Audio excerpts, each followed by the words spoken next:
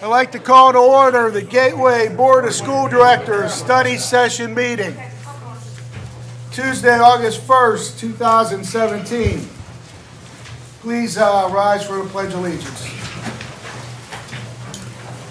I pledge allegiance to the flag of the United States of America and to the republic for which it stands, one nation, under God, indivisible, with liberty and justice for all. Marty, can we have a roll call, please? Yes. Mrs. Byrne. Present. Mrs. Cerrucci. Here. Mr. Lapsevich. Here.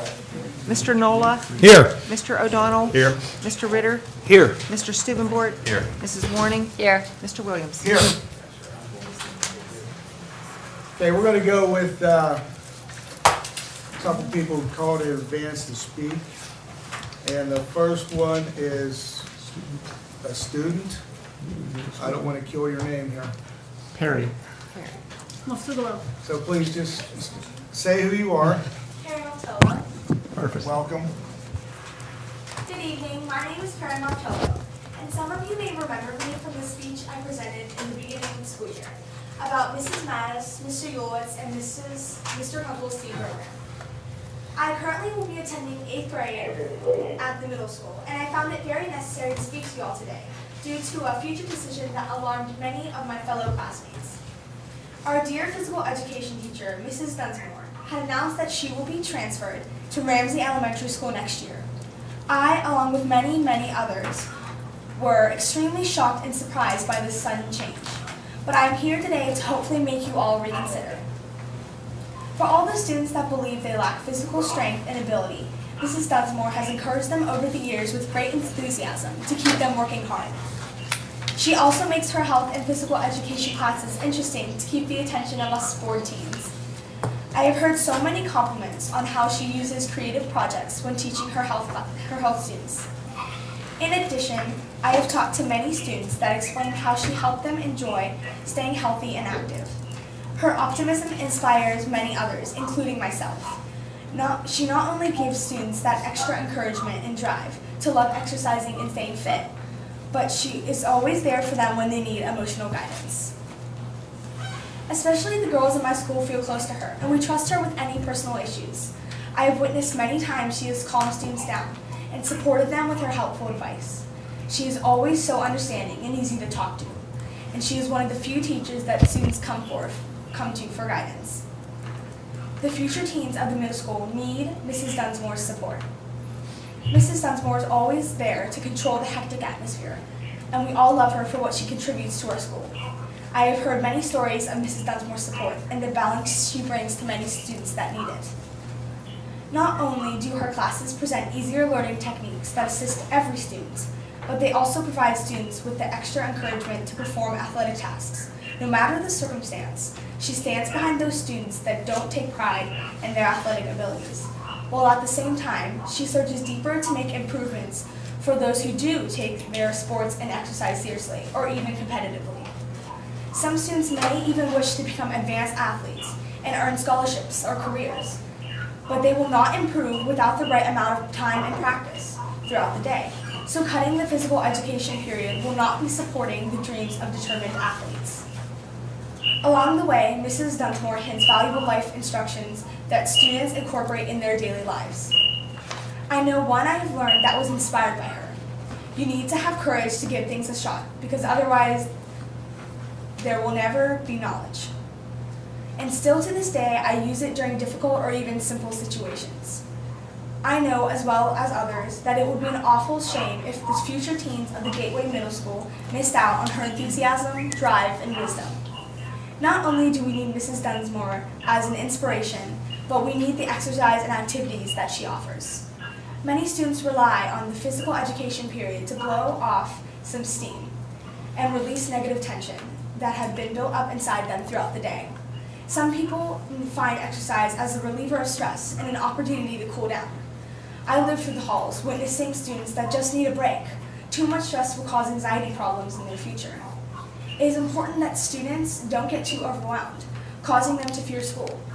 But most students just need time to relax and cope with their issues by participating in interesting and physical activities. It is utterly important to inform young students with the importance of physical and mental health. Indeed, the students of Ramsey would be so lucky to have Mrs. Dunsmore, but us teens need her more. We need her support, love, encouragement, and strength. We need physical education, and of course, Mrs. Dunsmore. Thank you all so much for your undivided attention. I greatly appreciate it. I truly hope you will consider my speech and rethink your decision. Thank you. Thanks, Thank you. Before you leave, did you write that Yes. by yourself? Yeah. Nicely done. Thank you. Very nice. Very well done. Jeff Craig-Off? Craikoff Communications. Please come up to the podium.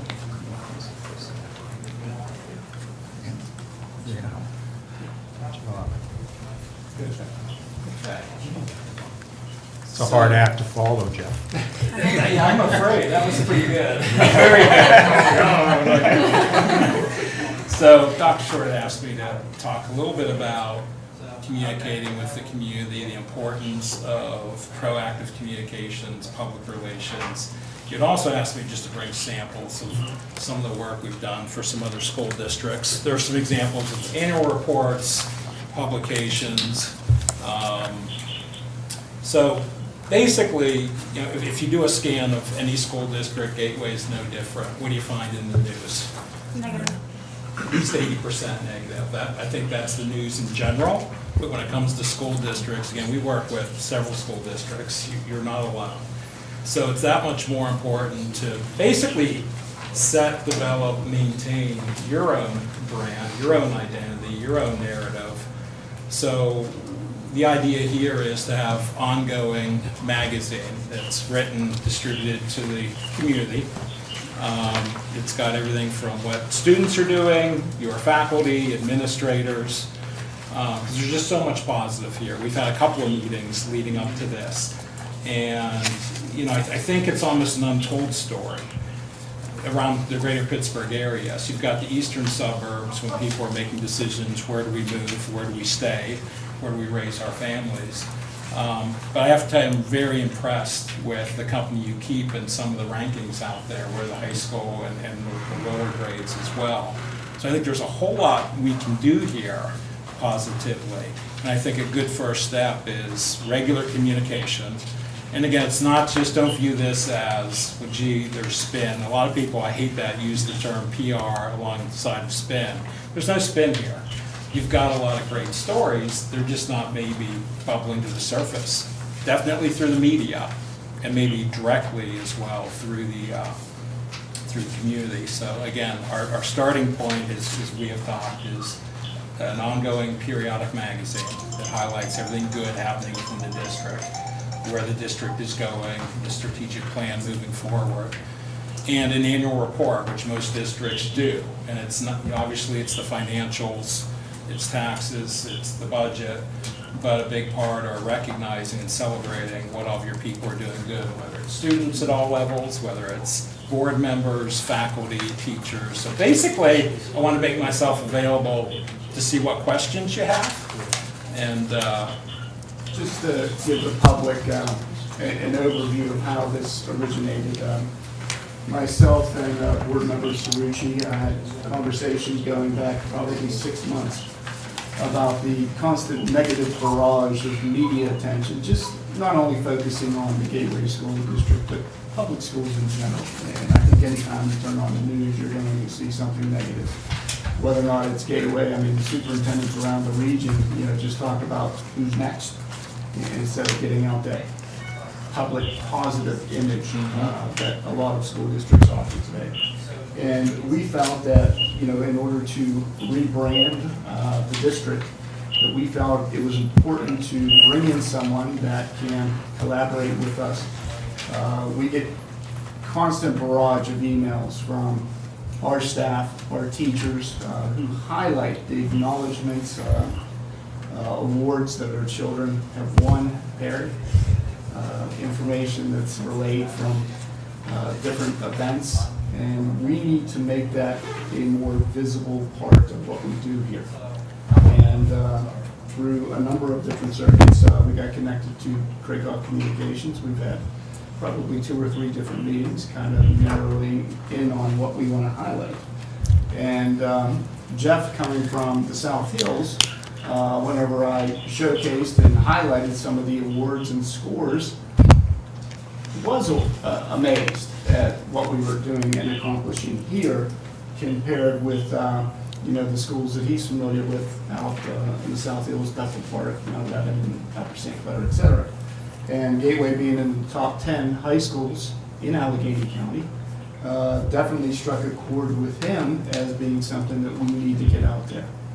And I think we would all agree that we're not doing our best job in getting that information out there. So that led us to conversations about encompassing this kind of periodical to ensure that we get that good news out there. Do you have any questions for us? I don't. Again, we've had some extensive conversations, probably 3-hour or more long meetings. I think that the key thing are just finding all those great stories. In some of the school districts we work with, we'll actually have somebody on site a day or two, because that's where you find out what's going on. You sit down and talk to people in the schools. So I think it's really setting up a process to find out how do you get all those great stories. How do you represent the entire community? How do you represent all the grade levels? But I've done a lot of research on the district. I can tell you, you'll see from the packet some of the districts we work with right now. If you look at the business times, if you use that as a barometer, South Fayette has been #1 for a while. We deal with Upper St. Clair, North Allegheny, Avonworth. You have some things going on here that are every bit as positive or more. And I think actually even bigger picture, you have a lot of opportunity just from a positive PR standpoint. Because I do think if you look around the city, people are used to saying, Fox Chapel, they're good. North Allegheny, Pine Richland, a lot of those districts, Upper St. Clair. And I think people don't think enough. People think here in the community as they should, but I think it's a really untold story. And from somebody who's doing PR, media relations for 3 decades, the media are looking for that kind of thing. When you get a reporter scratch their head and said, wow, didn't realize this, and we talked about 3 or 4 stories that are in that category that are kind of aha moments that can be pitched. So think about this as a tool to communicate with the community. But also, I would send this to some of the education reporters around town, keep them up to date, maybe pitch some positive stories as well. But I really don't have any questions. Does the board have any questions? Well, I'd just like to say,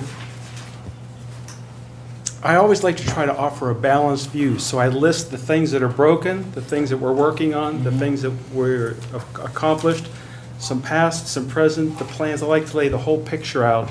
Some of those are good, some of those are bad, but what it does is offer a balance.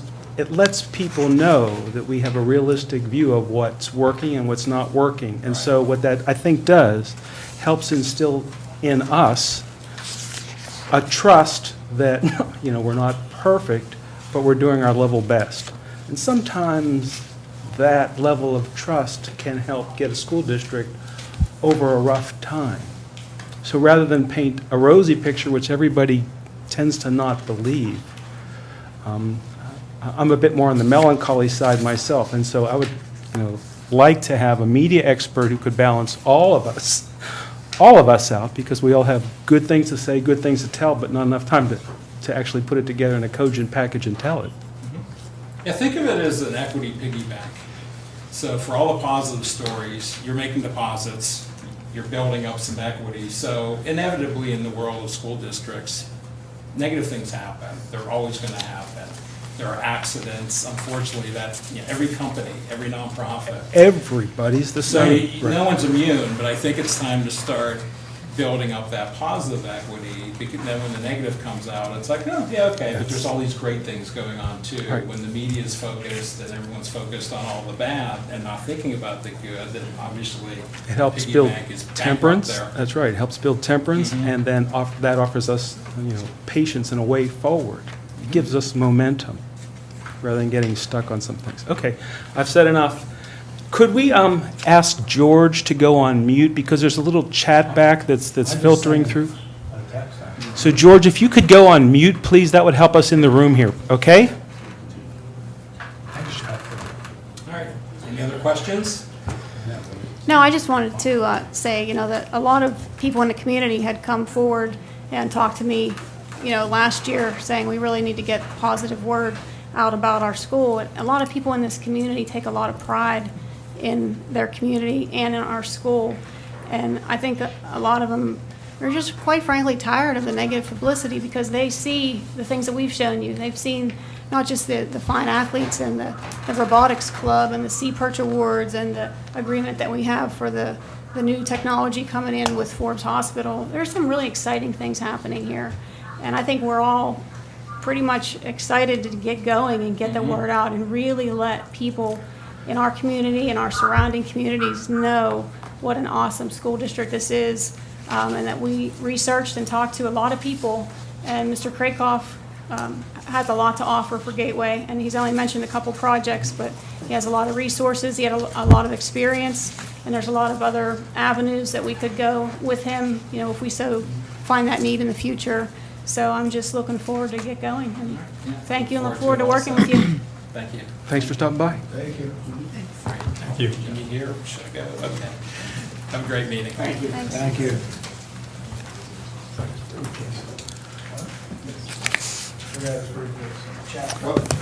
I just Don't forget realized your that. That would have made the news. Thank you.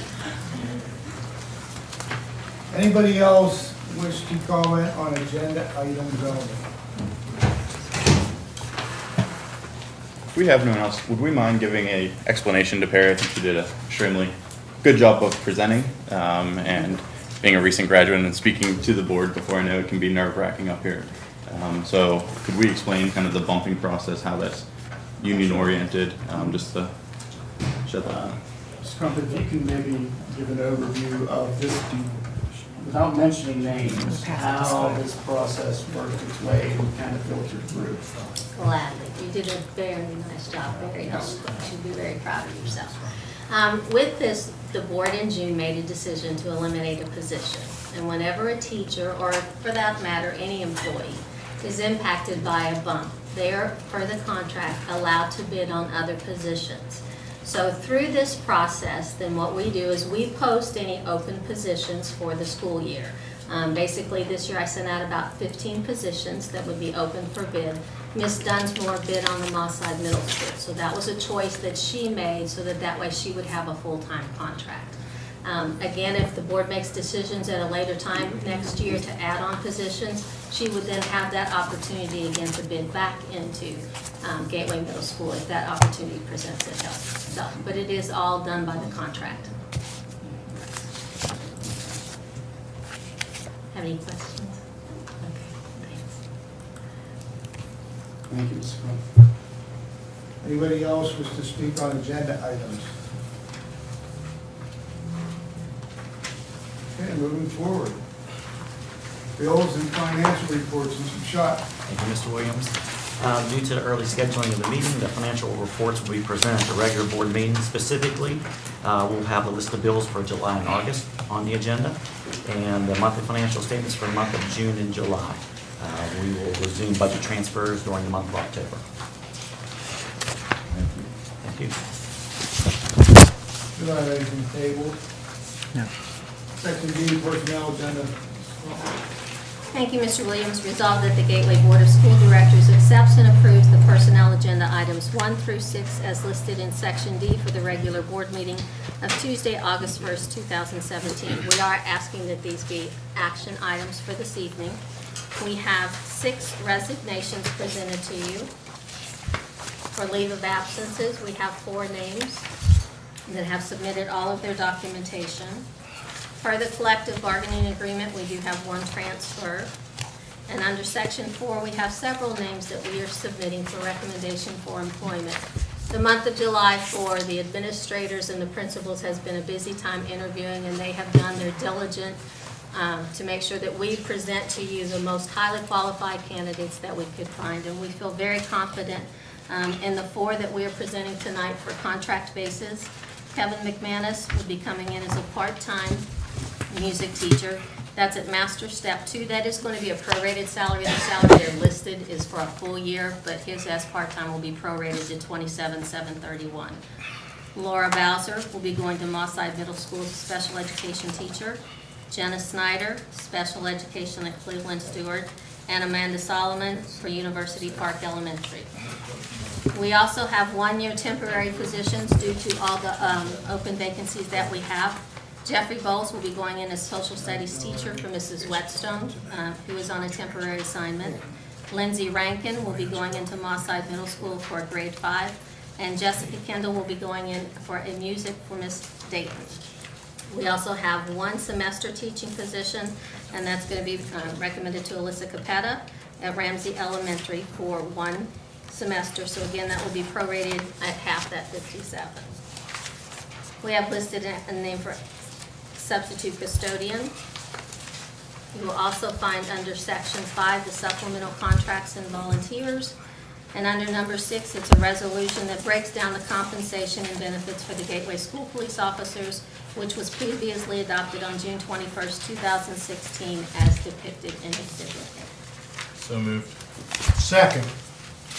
Motion by Mr. Stewart, second by Mr. Nola. Questions, comments? Are all of these, seeing that these are action items, all of these, These are not all action items, are they?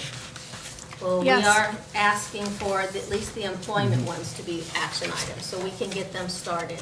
So the ones that you just said were prorated. How about under section 4? If we can put all those as action items for this evening, we would appreciate that. Again, I'm not comfortable with the salary if they're gonna be prorated. Do you want us to give us the exact, because it depends on, it's based on how many days they work in that semester, so depending on how it goes. When they're prorated, we base on their daily rate, then factor that out by how many days they work. So until we actually look at the calendars and what they're gonna work, they may come in one day extra, one day after. Except for Mr. McManus's, and his is a definite part-time at $27,731. I just want to make sure everything that we vote on needs to be voted on this evening. Well, we do have orientation scheduled, new teacher orientation scheduled on the 17th. So these all need to be approved. Yeah, teacher and. Well, and you have to realize, we're in a competitive market right now. We already lost 2 just in the time from interviewing and calling that took positions someplace else. So the longer we wait, Yeah. No, that's fine. And I know the board has been kept abreast of the issues and have gone things in the board report. But I just want to make sure that everything needs to be, if it's time crunch, then it's fine with me. if we could do section 4, we would greatly appreciate it. Did you say, I don't see it, but I heard you say it, the last year's bonus for perfect attendance, is that being voted on tonight? That is all included in number 6, which is the resolution. And that is included in that resolution packet. Oh. Do you want to vote on 4A? Yeah, I think we need to vote on that because that's from last year's attendance. I don't think we should push that off. I would like to see that be an action item since the school year's been over for a If they all couple need to be months. voted on, I'm fine with voting for all of them. I just want to make sure that's the case. So is your motion to My motion's for everything. approve everything? Yeah, that still stands. Okay. Any other questions or comments? Did anybody second that? Yeah, Yes, Mr. Neil. Nola did. We approving item number All of 6 it. under the resolution? Everything. Okay, okay. Okay. Seeing none, can we have a roll call? Mrs. Cerrucci. Aye. Mr. Lapsevich. Mr. Lapsevich. Aye. Mr. Nola. Aye. Mr. O'Donnell. Aye. Mr. Ritter. Aye. Mr. Stubenbort. Aye. Mrs. Warning. Aye. Mr. Williams. Aye. Mrs. Byrne. Aye. Motion carries. Thank you very much. We'll be calling those candidates tonight at the end of the meeting. Section E, no conferences or conventions. Section F, administrative resolutions. Mr. Short. Mr. Schott has a number of resolutions here as he's eager and ready to address the board on the issue. So go right ahead, Mr. Schott. Thank you, Mr. Short.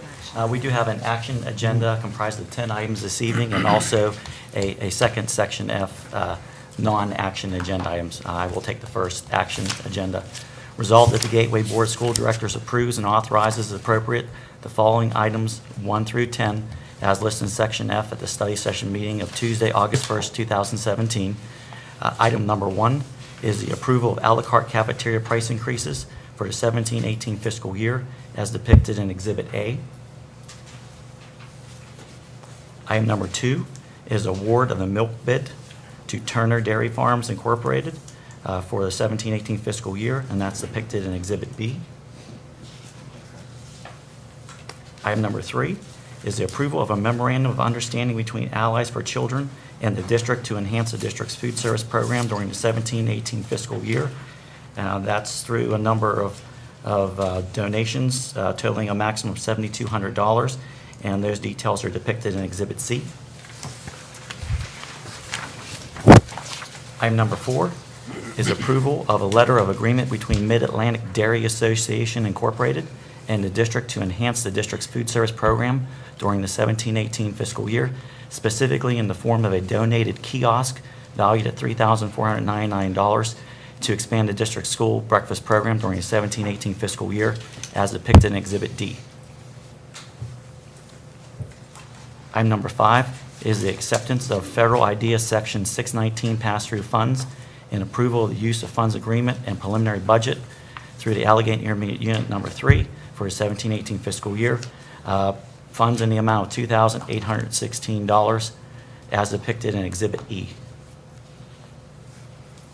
Item number 6 is acceptance of Federal IDEA Part B pass-through funds with the Allegheny Intermediate Unit for the 17-18 fiscal year in the amount of $717,199, and that's depicted in Exhibit F. Item number 7 is the agreement for continued participation in the Pennsylvania Department of Human Services administered school-based access program for the 17-18 fiscal year. That is depicted in Exhibit G. Next item, renewal of waterfront learning, which is the district cyber school through the Allegheny Intermediate Unit number 3 for the 17-18 fiscal year, and that's at the various pricing as depicted in Exhibit H. Item number 9 is the approval to continue telephone services with Consolidated Communications Incorporated as the district's partial telephone service provider for a period of 36 months at the monthly amount of $1,025. That's depicted in Exhibit I. That is for the portion of the emergency telephone lines. Please note that compared to the current agreement, there is a monthly savings of approximately $1,225 per month under the terms of this new agreement. Item number 10 is the award of the written proposal for the Capital Reserve Fund for 2 capital repair projects for a 17-18 fiscal year. Specifically, the press box window replacement in the amount of $37,254 at the high school stadium, and the glass enclosure at the front office counter at the high school in the amount of $6,932 to Boulevard Glass and Metal Company Incorporated. Total amount of both projects, $44,186 through the CoStar's pre-bid purchasing program to be paid from the district's capital reserve fund for a 17-18 fiscal year, as depicted in Exhibit J. These actual prices came in slightly less than what was budgeted by $114. So moved. Second. Moved by Mr. Steubenport, second by Mr. Nola. Questions or comments? I had a question on number 8. That's the cyber school platform that we use through the AAU. Yes. I know we've done different things with that. I know we've tried, I believe, to do our own. We've tried to look at other schools, teaming up with them. I believe North Hills and North Allegheny does their own, something similar. Have we reevaluated that? Because this is still the recommendation is to go with AIU as opposed to doing our own. Correct. Okay. All right, that's all I have. Thank you. Any other questions or comments? Seeing none, can we have a roll call, Monty, please? Mr. Lapsevich. Mr. Lapsevich. What are we voting on here? 1 through 10. Section F. Yes. Is that an aye? That was a yes. Yeah. That was a yes. Okay. Mr. Nola. Aye. Mr. O'Donnell. Aye. Mr. Ritter. Aye. Mr. Steubenport. Aye. Mrs. Warning. Aye. Mr. Williams. Aye. Mrs. Byrne? Aye. Mrs. Cerucci? Aye. Motion carries.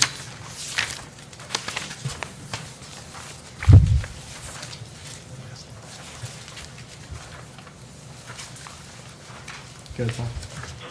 Okay, now, Section F for the administrative resolutions for discussion.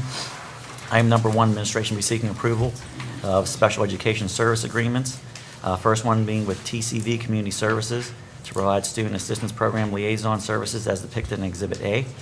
Second one being through Wesley Spectrum Family Services of Western Pennsylvania as depicted in Exhibit B. Item number 2, seeking approval of facility agreements for PIFAI Tamburitzans for an event on September 24th at the Gateway Middle School Auditorium, cost of $2,525.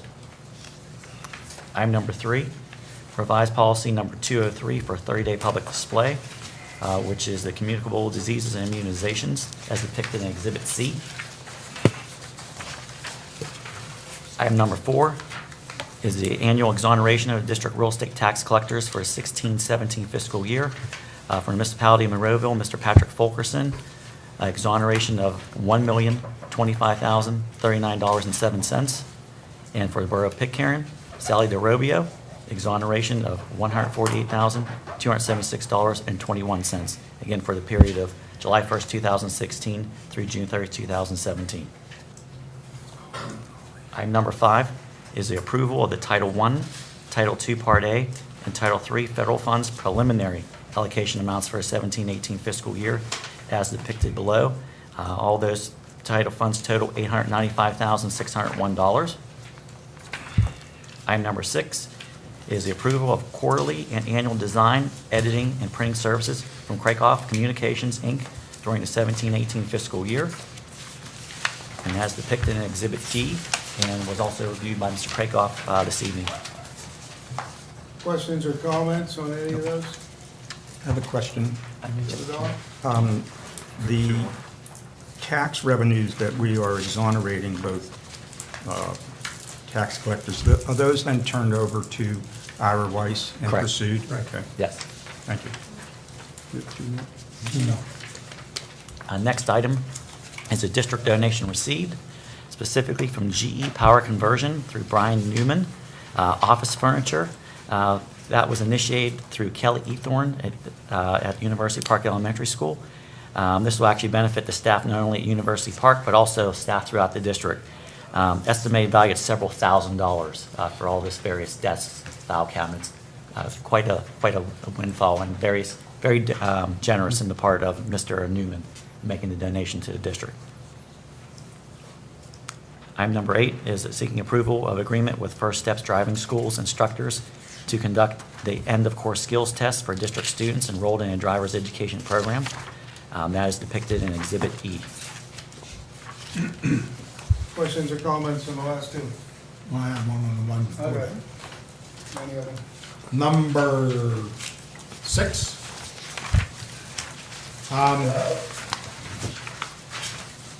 Yes, number 6 is, yes, George. Yeah, Mr. President, I'd like to ask a question before this, but nobody heard me. I think Chad brought up this with the tax collector that our tax collector was making, whatever the picture tax collector was making, just less than the local tax collector, the collector tax.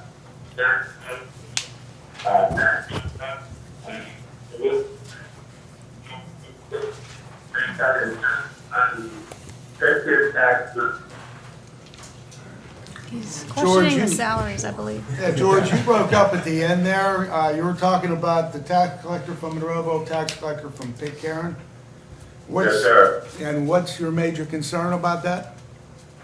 Yeah, Chad brought up about 3 months ago that the picture tax collector was making a lot, how much, collecting a lot less than the Monroeville tax collector are making how much as much. And we were going to see if we could make an adjustment on that. Did anybody ever check into that? Mr. Schott, would you like to answer that one? Those rates were all previously set. They had to be set prior to the spring primary, so those rates are set for the next 4 years. I remember, I believe Steve and I Thank both you. raised that concern, and we Right. looked at it, and that's just how it was. So. I will note that those rates have stayed the same for the last several years. So again, we're having another 4 years, basically at the frozen 0% increases for both those collectors. Any other questions, George? Let me see if I can get. Okay, thank you. All right, thanks, George. Thank you. Mr. Nola? Yeah, back to number 6. I like to always put on, when I see these things, I see this estimated expenditure amount, 25,000. I always like to put on, something to do not exceed or things like that. It's just too vague for me. I don't like it. I don't like them like that. And that is something myself and Mr. Schott have talked about. The periodical itself, Quarterly Magazine, would not exceed 16 pages. And what we're trying to do is locate a vendor in Monroeville to handle the printing. I felt that was important to keep the operation in-house or Pitcairn. So once we have that information about the price, we would be able to confirm. I would recommend, until we have kind of a full package of what the actual cost will be, to hold off presenting to the board. So I hate to piecemeal it together. Okay, we're gonna do 25,000. Well, then the printing is gonna cost us $100,000, and we never, That's all inclusive. It's all inclusive. Yeah. that 25,000. Correct. And we Yes. utilize the same amount as we have in the Yes. current budget for 17 fiscal year, so that's. If you want to call it typeset, formatting, printing, So we're saying. that's all inclusive. He's offering us the opportunity to find a vendor in Monroeville or Pitcairn to do the printing. So we're saying that Mr. Krakoff and the printing and those You got things it. is all going to be under 25,000. Not to exceed 25,000. Okay, well, I would just recommend that verbiage. We just change make it say not to exceed instead as of opposed to whatever. an Okay. estimate. What if you can't find somebody in Monroeville or Pitcairn? He offered up a vendor, or a vendor for that price. I mean, it's okay to Yeah. go to Trafford or. Sure. Okay. Yeah, and go wherever it's cheaper. Yeah. I'm sure they would appreciate that. Any other questions or comments? I have a comment. Just asking, Bill, will you send a letter of appreciation to Brian Newman on the donation? Yes, we're in the process of doing that. I believe, Bob, was it today that you received? We had received some shipments, and there's more to come. Okay, and it's amazing the materials that he has donated. It's very impressive, and we're very thankful for that, so. Good. Any other questions, comments? One other question, the driving school, did they have they had this before, Gateway? Yes, we had it last year, We have them approved. and this- the this is- AIU uses Yeah, this this is actually company. something new in terms of being a little more formalized than how we've done in the past. But one of the things actually through Waterfront Learning Platform, there's actually the classroom experience is actually offered through that. So the AIU's actually already partnered with them as well, with a number of other school districts in the area utilizing their services for this end of class test. Do they have a number of students that you've seen sign up for this? Not too many, believe it or Yeah, not, we've never yeah. seen that aspect of it, but in terms of some of the, what was attached, they have the actual course. Yeah. They had to specifically list that as well with the documents they have to file with the state. Mm-hmm. This is one of the requirements of the process for that completed for any students who'd be interested in utilizing their services. Okay, thank you. Any other questions or comments? Seeing none, moving forward, resolutions presented by board members. Yes, I'm approving the following language, asking for approval for the following language revisions for policy 808, food services, under the food service safety program section of the policy on pages 5 and 6, and to place the policy on 30-day public display. In order to ensure optimum food quality standards, the district shall adhere to the following shelf life standards. Frozen meats and cheeses, examples ground meat, the ground deli, sliced, shredded, etc., shall be limited to a shelf life not to exceed 1 year from the date of receipt. Pasteurized processed American cheese will be used or frozen for later use by the designated sell-by date. If frozen, the use shall be limited to cooking applications only and have an expanded shelf life not to exceed 6 months from the freezer transfer date. Dry goods, examples of the pasta, raisins, canned fruits, etc., shall be limited to a shelf life not to exceed any best by date or 1 year from the date of receipt if date marking guidance has not been designated. So moved for the sole purpose of discussion. Second. Moved by Mr. Stubenford, second by Mr. Nola. Questions, comments? A few questions. And Val will just kind of go over the same ones that we had discussed in the policy committee meeting. Do we have any data to back this up? I'm just going to bring this up. We have discussed this ongoing since October, back and forth. My question was, do we have any data to back this up? Data as far as what, Chad? As far as when we've presented these previously, administrators and individuals in our food service have presented specific data stating that the federal government states our policy is beyond, above and beyond, more strict than any other district in the state, one that actually you voted against. So I'm wondering to change it from 3 years to 1 year if you have any data, because being in academia, I would hope that we evaluate all data and make a decision based off of science and based off of fact. And it clearly appears that that's not the case. So I was wondering if you have any data to support the 1 year claim as opposed to the 3 year claim that has been brought forward by the food service manager. The data that I have received, I'm going to say it's in line with. Do I have a copy of that? No, I don't have a copy No, of them. do I have a copy of that? A copy of, Of the data that you have? I don't have, what I'm Do I saying have a is, copy of it, please? I don't have it with me, John. Okay. Okay, thank you. What I'm concerned about, I'm worrying about Gateway. I'm not worrying about the other school districts. I'm worrying about we are presenting to Gateway for their students, and that's what I'm going on. But we have no data to back that up. No. Okay. To your knowledge, does any other district in the state have a more stringent policy than we currently have in place? As I said, I am concerned with Gateway. And I think having the most stringent policy in the state addresses those concerns. So do you know of any other district that has a more stringent policy than the No, I three-year don't, policy? Chad. No, okay.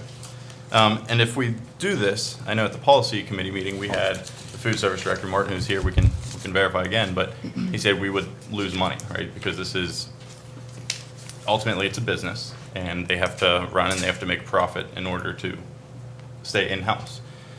So if this policy causes us to lose money, how would you fix that? So, right, the options are we raise taxes to make up the difference. We can cut employees, or we can cut another program in the district. So I was just wondering, since you're the one presenting this policy, which option you believe would be best? First off, we don't know if we will be losing money. This is we're looking at for 1 year. We haven't tried it, so how do you know we're going to be losing money? I don't want to get into a debate. I'm just presenting this to the board for 30 days. Martin, So, wait, if you would I mind. have a question related to that. If we lose money, then Val, are you going to say that we should take from the reserve? And then if we lose money, we'll reevaluate the program and go back to a 3-year? How do we know we're going to lose money? We don't. I said, but if we do, what's your plan? Do you have a plan if we lose money? Is it to pull from reserve and then cancel it? What is the backup plan if it's not profitable for the district? I believe it's going to be profitable. We just have to be on top of it. I don't think we're going to have to be pulling from any areas. Ms. Lorenzo, would you mind? I know we've gone through this before on I don't know, many occasions. It seems like almost a year now we've been going through this since Cheesegate. If we do a 1-year policy, we would in fact lose money and lose merchandise and not be able to take advantage of programs where we have significant savings. Is that an accurate statement? Yes, my expert opinion states that we most definitely suffer a deficit with this sort of action. Okay. So, Start spinning the wheels as to how much of our inventory, our commodity inventory, once again, that we would have to remove from our shelves if this were to be enacted, and it's quite significant. Tens of thousands of dollars, and I'm not exaggerating. okay. So if we Just did inventory last week, so it's very, at least I put it in the computer so the figures are pretty fresh. Okay, perfect, thank you. So Val, we now have the director of the food service department saying it's tens of thousands of dollars that will be lost, so we do know that actually. Again, I ask, how will we make up for that difference? Will we raise taxes, will we cut employees, or will we cut another program in the Gateway School District? I don't believe we'll have to do any of it, Chad. It's irrelevant what you think, and it's irrelevant what you believe, but we're looking for facts. Well, right now, I'm just asking this to be put on 30 days display. And then at our next meeting, we can vote on it, and if there could be further discussion, we can vote yes, we can vote no. And I have a question on number 3. It says dry goods, example, pasta, raisins, canned fruits. To me, canned items are not dry goods, so can you clarify, just so I know, because are we putting all canned foods on 1 year? I think it's non-perishable items. We're gonna now make perishable after a year, I believe. Do we use canned green beans? What canned products do we use, Mr. Lorenzo? And are these included in the 1 year vow?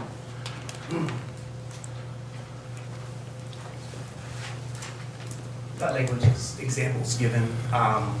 We try to utilize frozen vegetables in our program for the most point. At the end of the year, for some of the commodities that may have been requested or have been canceled, and they're just offering you items that you didn't request, some of those may be some canned carrots and canned green beans. So we do have a few cases of such in our inventory currently due to those sorts of circumstances, but it is our program's preference to utilize frozen fruits, or should I say frozen vegetables when applicable. Other than fresh, we use, a very large amount of fresh ingredients on a weekly basis as well. Well, isn't the shelf life of canned goods like years and years? Yes. So, And raisins specifically, I know there was a little bit of an instance where the Department of Health brought in with regards because of date markings on our raisins, and he kind of chuckled because, dehydration methods is one of the most ancient forms of preservation in what's the word I'm looking for? I apologize, but in civilization, a human civilization. So there's, raisins aren't, especially whenever they're packaged in 6-packs, cellophane wrapped. And so really the air's not hitting them again until you open those packages. So an item like that is, good for a very long time. And a lot of these bomb shelters and sort of things that they engineer foods to have a shelf life in excess of 25 years. I would like, and I'm no expert in that area whatsoever, but I would like to think you're going to see some pastas, some rices, some canned goods, those sorts of items in that sort of sustainability model. Martin, did you order any food yet? All the orders have been before, I think the second week of April was my very last one. How much of that came in? Nothing yet. So how much meat do we have up there right now? It's hard to say off the top Just of my the head. inventory. As far as value-wise, just in general, just meat alone.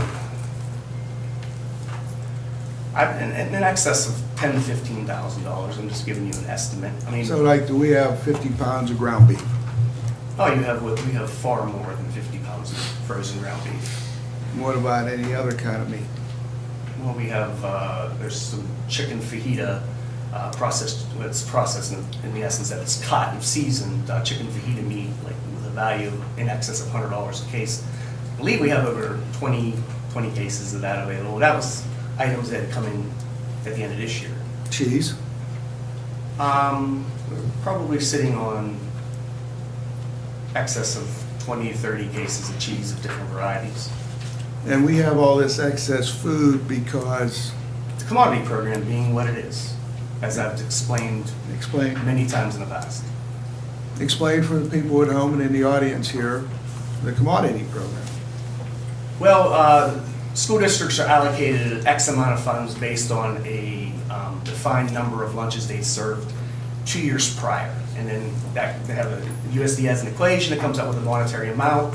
You put in a request of, off of a shopping list, so to speak, of how many cases you want of each item, and it starts drawing down those funds. So you can spread it around, whether you want some frozen vegetables, there's even a fresh produce program, which we allocated excess of $25,000 into, with all the gray that was going on with our shelf life protocols that we were in the process of developing. Like the meats, cheeses, so, based on the menu cycle, based on current usage, you look at what you've gone through, where your menu cycle is, where you see it going, and then you try to make educated decisions based on what your current inventory is, what you're still expecting to come in. Keeping in mind, these items, the deadline, it starts in March, it's second week of April, you know, I have to be done, and that's to request items for the 17-18 school year. Did you Now, just say you no have? control. Go ahead, I'm Just sorry. want to clarify.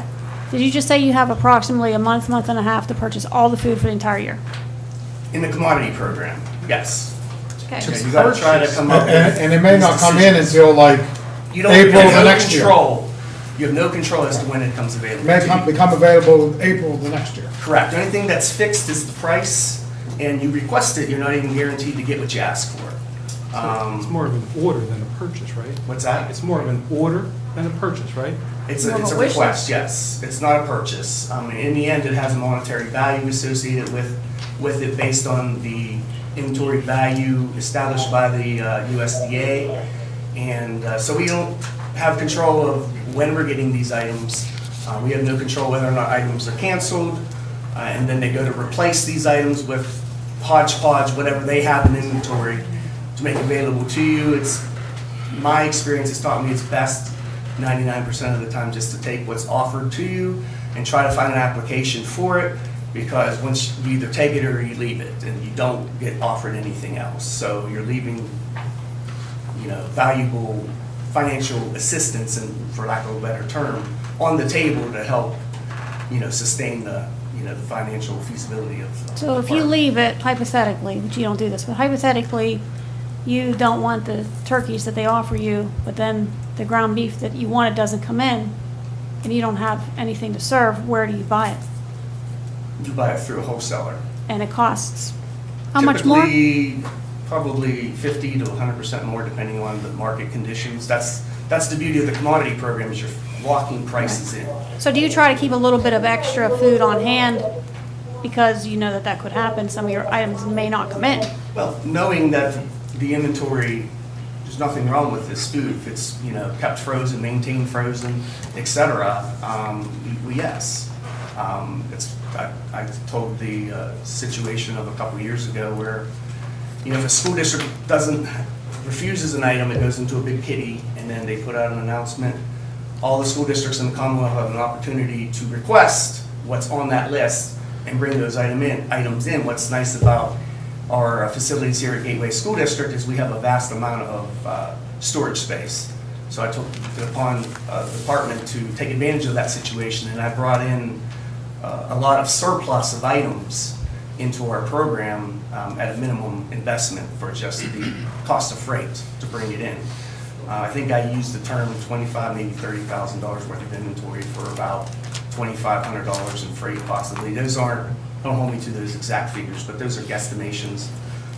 So yes, I took advantage of that, trying to keep our bottom line in a positive direction, as you know, with the PZERS situation with regards to personnel and that ever escalating financial restraint, not only on the school district as a whole, but our department also has to cope with those figures. It's becoming more and more difficult to manage a positive fiscal bottom line in the department. Did the last administration's change in the mandatory menu items make it more hard to stay profitable? Absolutely. There's the amount of snacks or a la carte type items we can offer the students has diminished significantly to the point where sales in our high school had dropped so much that when we had a job vacancy in that area, we did not replace the individual because the volume wasn't there. So we're looking to allocate those resources in another area, primarily our breakfast program, which you learned tonight we're looking to do some rather extensive modifications to at our high school. Mr. Lorenzi, is it true that Gateway is the only school system that uses the commodity ordering, purchasing approach to buying food? No, that's not correct. No, we all. They all use that? Anybody who participates in the National School Lunch and Breakfast Program has the opportunity. They all use the same approach? You have the opportunity to do so. The fact that we have such extensive storage opportunity allows us to take more of an aggressive approach to those methods. Like, you know, there's smaller districts, and that's what my background was before I had gotten here at Gateway. It gets to be the end of the year, and you need to, you know, decide whether you're bringing your the remaining commodities in or not, or you start paying storage fees for them per case per month, and it, you know, escalates with time. those districts have to make the decision what they're gonna do, and typically what happens, they pick and choose what they're gonna bring in, and they refuse everything else, then that's what happens at the end of the year, everything goes in that big huge kitty, and the Pennsylvania Department of Agriculture puts it out, an e-blast to the entire Commonwealth of an opportunity stating this is out there. Reduce put your request price, in, jump on it, right. and you have 30 days to bring it An in. That's one of the right. stipulations Small as window, well. right. You have a small window to order it, get it in, and clear, they want to clear their warehouse is what they're looking to do. All right, So, so are you- what I'm trying to sorry, get to is an artificial minimum window for purchasing and retaining items helpful to what you and the other school districts in the United States do? Would you mind repeating that question? I'm sorry. Right. So does an artificially designed protocol for disposing of purchased items help or hinder what you and the rest of the school districts in the United States do? That sort of policy would be a significant hindrance. Right, so, I mean, I would have to suggest if it were to be enacted and we have tonnage of food that's going to be removed from our inventory, that one, getting the Department of Agriculture involved, whether or not they're going to reallocate it. Two, if we are disposing of it, do we have the dumpster capacity to deal with it? Do we have the human resources to? in Gateway physically School move it? District, we have no authority over the U.S. Department of Agriculture, do we? Correct. They would first make the first decision as to what we're going to do with that food. I have to clear it Right. first. So what I'm hearing you say, Martin, is that you're trying to take advantage of the good equipment that we market. have here, the cost of the market, take advantage for the The flow. benefit of the district's financial situation and the availability of food, and because you have space, so you're ordering, which is a kind of a reason of, which would answer why we have some food left over from last year. But your goal for doing that is because you have storage, you don't know if you're going to get everything, you want to make sure you have enough food for our kids, and you're trying to make business-conscious decisions to keep your department profitable. And the students healthy, and the students healthy, right? That's our goal. So what percentage of the food comes from the commodity program? Well, the commodity program entitlement, I believe, we're looking at like $120,000 in value as a percentage of the total. I wish I had the inventory documentation with me. I can tell you everything. As the total purchases in the food. And when you got bread, you got milk, those all get lumped in the food. If I had to put a number on it, I would say it's probably 15 to 20%, and that's a complete guesstimation. So 15 to 20% of all the food comes from the commodity program. That's a guesstimation. But there's stuff that's not included. Like if you would take away, how many commodity type foods? What's the percentage of that? Well, You know what commodity I mean? type food. Like you gotta take away the breads and milks and all, because that's. Well, that's not a commodity. Right, that's what I'm saying. Based on The this commodity program. type foods, how much comes from the commodity market? Is a better. I mean, I think the 15 to 20% is applicable, even though you could make the argument, well, pasta is a commodity, but if you're getting it from a wholesaler, you're not getting it at the commodity rate, whereas we tend to get all of our pasta from the commodity program at a much more economical price. We're talking probably about 50% less than what the market, at least this year, that's what struck me, that number is probably about 50% less. So as far as what comes available to us as an entitlement through the Department of Agriculture, I mean, I can get you a more precise figure to Mr. Schott if you'd like. I could look at those numbers very easily and give you something instead of relying on a guesstimation, which I would prefer to give you precise figures. So just to be clear, the entire discussion this evening regarding how we get the food comes from the commodity program, which really only 15 to 20% of the food comes from the commodity program. That's correct. I mean, we Okay. turn over a very large percentage of the food that comes in every week on a week or bi-weekly basis. Okay. It's the commodity items that are manufactured and packaged with the intent of it sitting in storage for a period of time.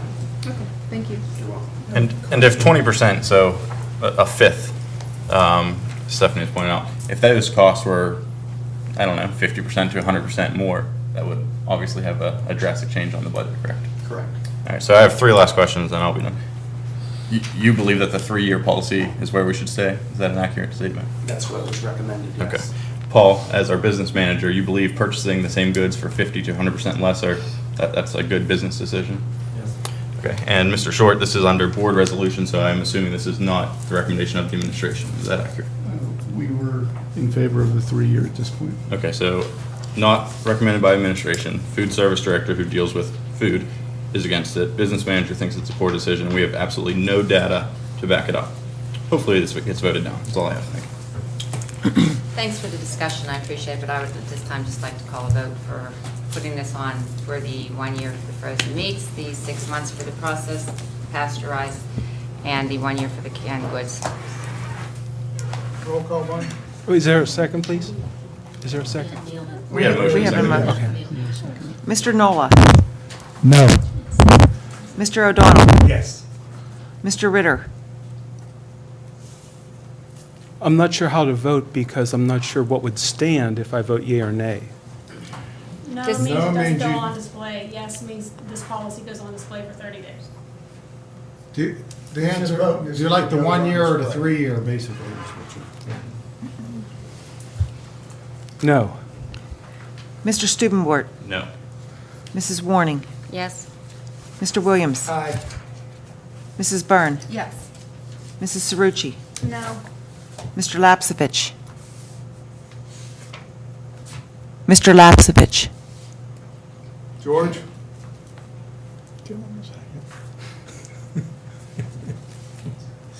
Mr. George? You there, George?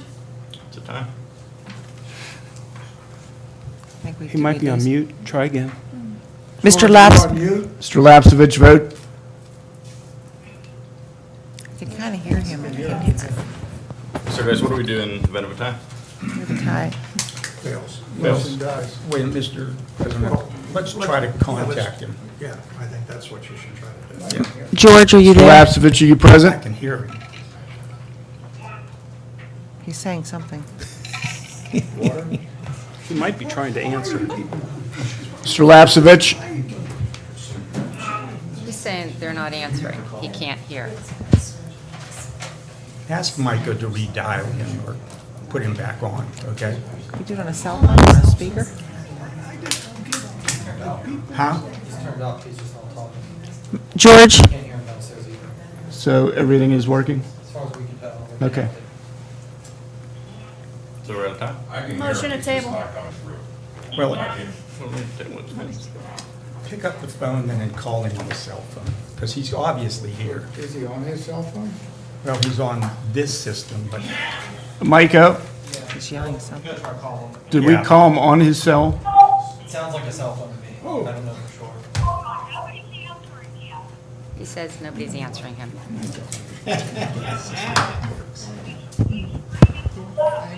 He's, The short, George can give his vote. No, sure. Hello? I can hear you, George.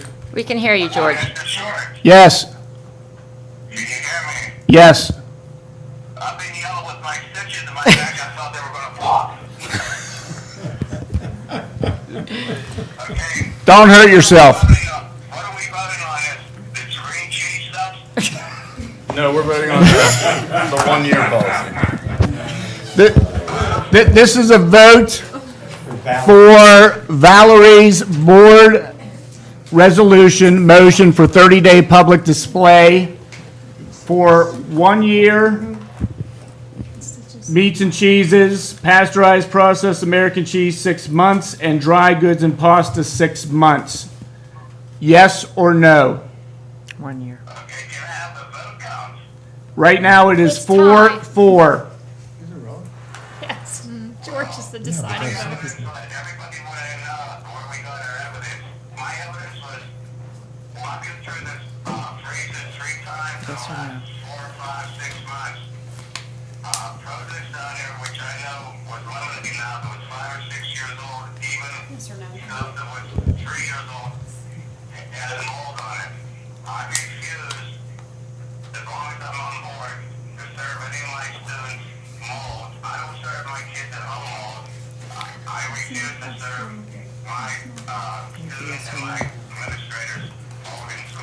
So George, I approve the 6 months to the year.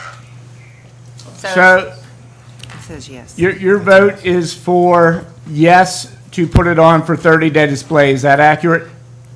Yes, sir. thanks, George. Motion carries. Thank you. Was he on a phone or on our? We put them on cell phone. Can I make a comment or no? It's up to the president. Let's Yeah. move along. Fine. Comments from residents on non-agenda I have items. I have a board resolution. Good. Yep, I do. So, I know this was voted down last time, but we'll give it another whirl. So I'd like to, I'll just present the shortened version, the abridged version, but I would like to bring up, again, the transparency issue. I don't believe that asking for 4 days' notice to other board members and to the public is exuberant or burdensome on any board member. And I think it's the right thing to do so that people have a chance to look at information, sleep on it, talk to others, gather data to reach their conclusion. So with that being said, I present the resolution that was on the last board agenda to establish a policy concerning the introduction of board resolutions by individual board members where 4 days' notice is mandated. I'd like to second it, and for the purposes of discussion, please. Motion and a second. Questions or comments? Roll call. You have a question or comment, John? That's why I second. I'm sorry. You went a little too fast for me. This was brought up before, and some people voted for it and against it, and I wasn't able to discern the reason that some of our faithful board members voted against it. So I would like to just ask those who voted against it, what was your reasoning? And please try to convince me, because I want to be convinced to do the right thing. So if we don't need a 4-day window, why? How could that hurt us?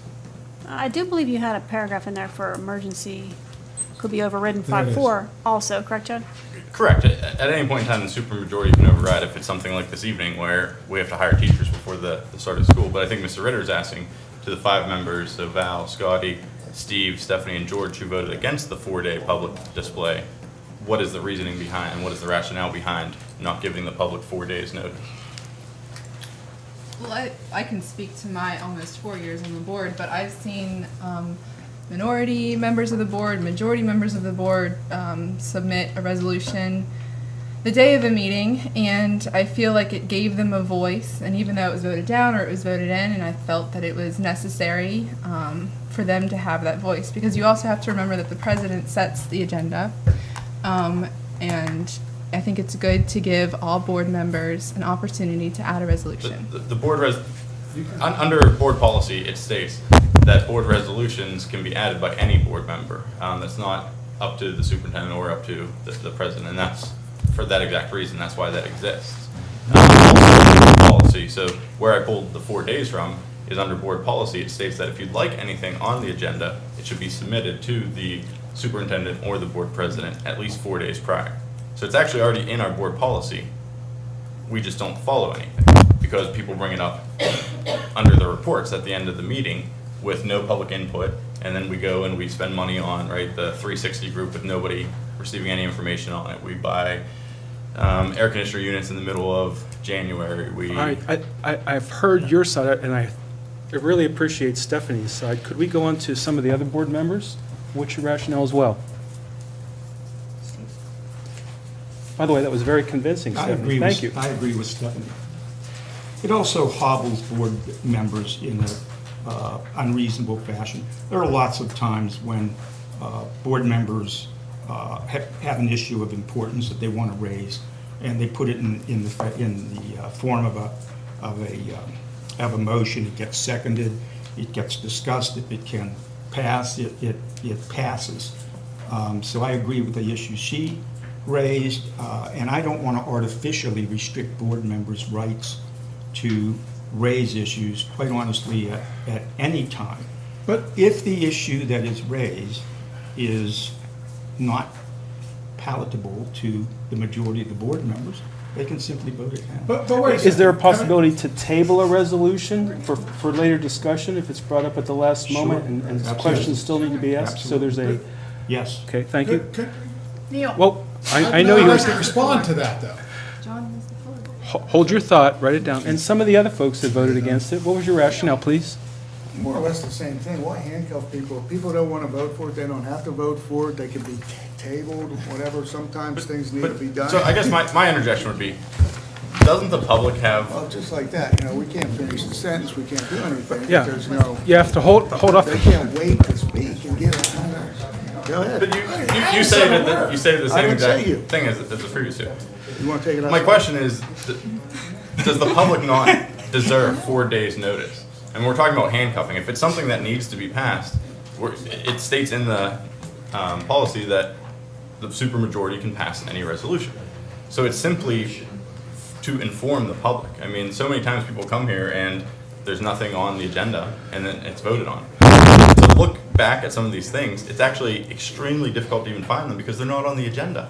They were brought up under board, so you have to look through the minutes of both study sessions and regular board meetings and dig through until individual board members' reports to see when things were passed. And we're talking hundreds of thousands of dollars were done in this manner. So, All right, so in response to that, I'm so sorry. that's a valid counter argument. Could you hold your thought, and you're holding your thought, Neil, and Val? Yes, sir. May I ask, what was your rationale for, I feel the same way. If something comes up prior to, comes up afterwards, that we get the board packets and things like that, we can have an executive session, we discuss it, but then it falls flat, so you bring it up in public and you can have discussion there. very good, thank you. Neil, and then Steph, and then back to Scotty. Thank you, John. My point is, I think that there's people hiding behind certain things, and here's my take on it. I'm just going to be blunt. I believe that there's times that board members contact other board members, and not all the board members, and try to formulate some type of coalition of things, and then they try to bring it to the meeting in their board report and wham it on somebody, when the people never even have, the people being the other board members, the people being the actual citizens of our district, do not have the time to even think about it, because I've witnessed it numerous occasions where it came up, and then they said, call to vote. We weren't even trying to discuss it. And it said call to vote immediately. That is just that obviously tells me that there was people, whomever the board members were, it may have been, us 4 here, or us 5, that discussed it beforehand, and the others didn't have an opportunity to even question it, raise a concern about it, think about it. That is not appropriate. I don't care what you say, and I understand that the answer is always, 5 votes wins, and that's what you guys are saying, 5 votes wins. But the real answer is, what their vote is what matters. That's what you want. You want them to stand at that podium and speak. You don't want to vote and get 5 votes. That's not the appropriate thing. That podium right there is the appropriate place.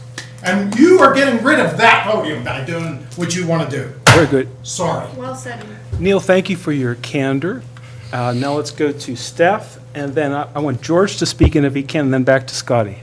So the instances that I think of whenever I think of, a board member resolution coming forth on the day of the meeting, I think of Bob Elms in his late start for schools. He felt he needed to have that on the agenda, and for whatever reason he wasn't able to get it on, and it was able to be voted upon. I think of the superintendent, and I do appreciate everything that you've done, Mr. Short, but that came from a board resolution, which I didn't know was going to happen. But, it happened, and all the board members had an equal chance to bring forth the resolution the day of the meeting. So I certainly understand your argument, Neil, and I think that your heart's in the right place. However, I just feel that, as an elected official, you have this right, and all of us have the equal right to bring forth the resolution the day of the meeting. well, I just want to rebut that real quick. So So Mr. Elms, who's in attendance, that example, under this policy, if he wants it on the agenda, he would give it to everyone 4 days in advance. Again, so if we get the board packet on Friday, it could be on for today. I mean, it's not a long period of time. I'm not saying, hey, put this on there 30 days in advance. It has to be on before the study session in order to be voted on. I'm not even saying that. I'm saying 4 days based off of the board policy. As you mentioned with the superintendent, that actually was on prior to the study session, which means that it was on prior to 4 days in advance. So both situations I don't think really call for that. When you're trying to say that board members can't put something on, that's completely false. Under board policy, if you read the board policy under the 0 or under the 0 section, it states the authority for any board member to put something under a board member resolution. That's why we have section G. It's resolutions presented by board members. That doesn't have to be approved. We could make it to close down Gateway School District and someone could put that on a board member resolution without his approval or without Scotty's approval.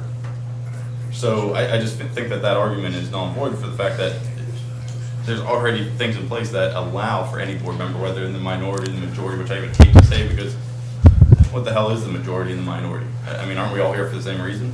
So I just think that 4 days is applicable. I don't think there's been one valid argument against it. And I guess I would turn the table to say, the 360 group, what work have they done yet? And why did that have to be brought up under a board member's comments for something that hasn't even been started yet? All right, there's a specific instance. So let's go to George, and then Scotty, if you would call George in, I'd like to get his 2 cents in as well, please. Scotty? George, are you still there? No. Yeah, I heard something. No, you didn't vote against it. George, if you can hear us, we cannot hear you though. Something new?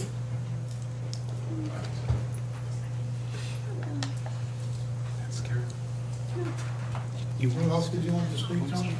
Okay, and Mary Beth has a Okay, you know thought. what, Nance, I'm putting him on speakerphone. Oh, I'm sorry. Go ahead, George. Okay. Hi, George, I'm going to put you on speakerphone, okay? Because it's not coming through. Okay. Same thing. Hi, George.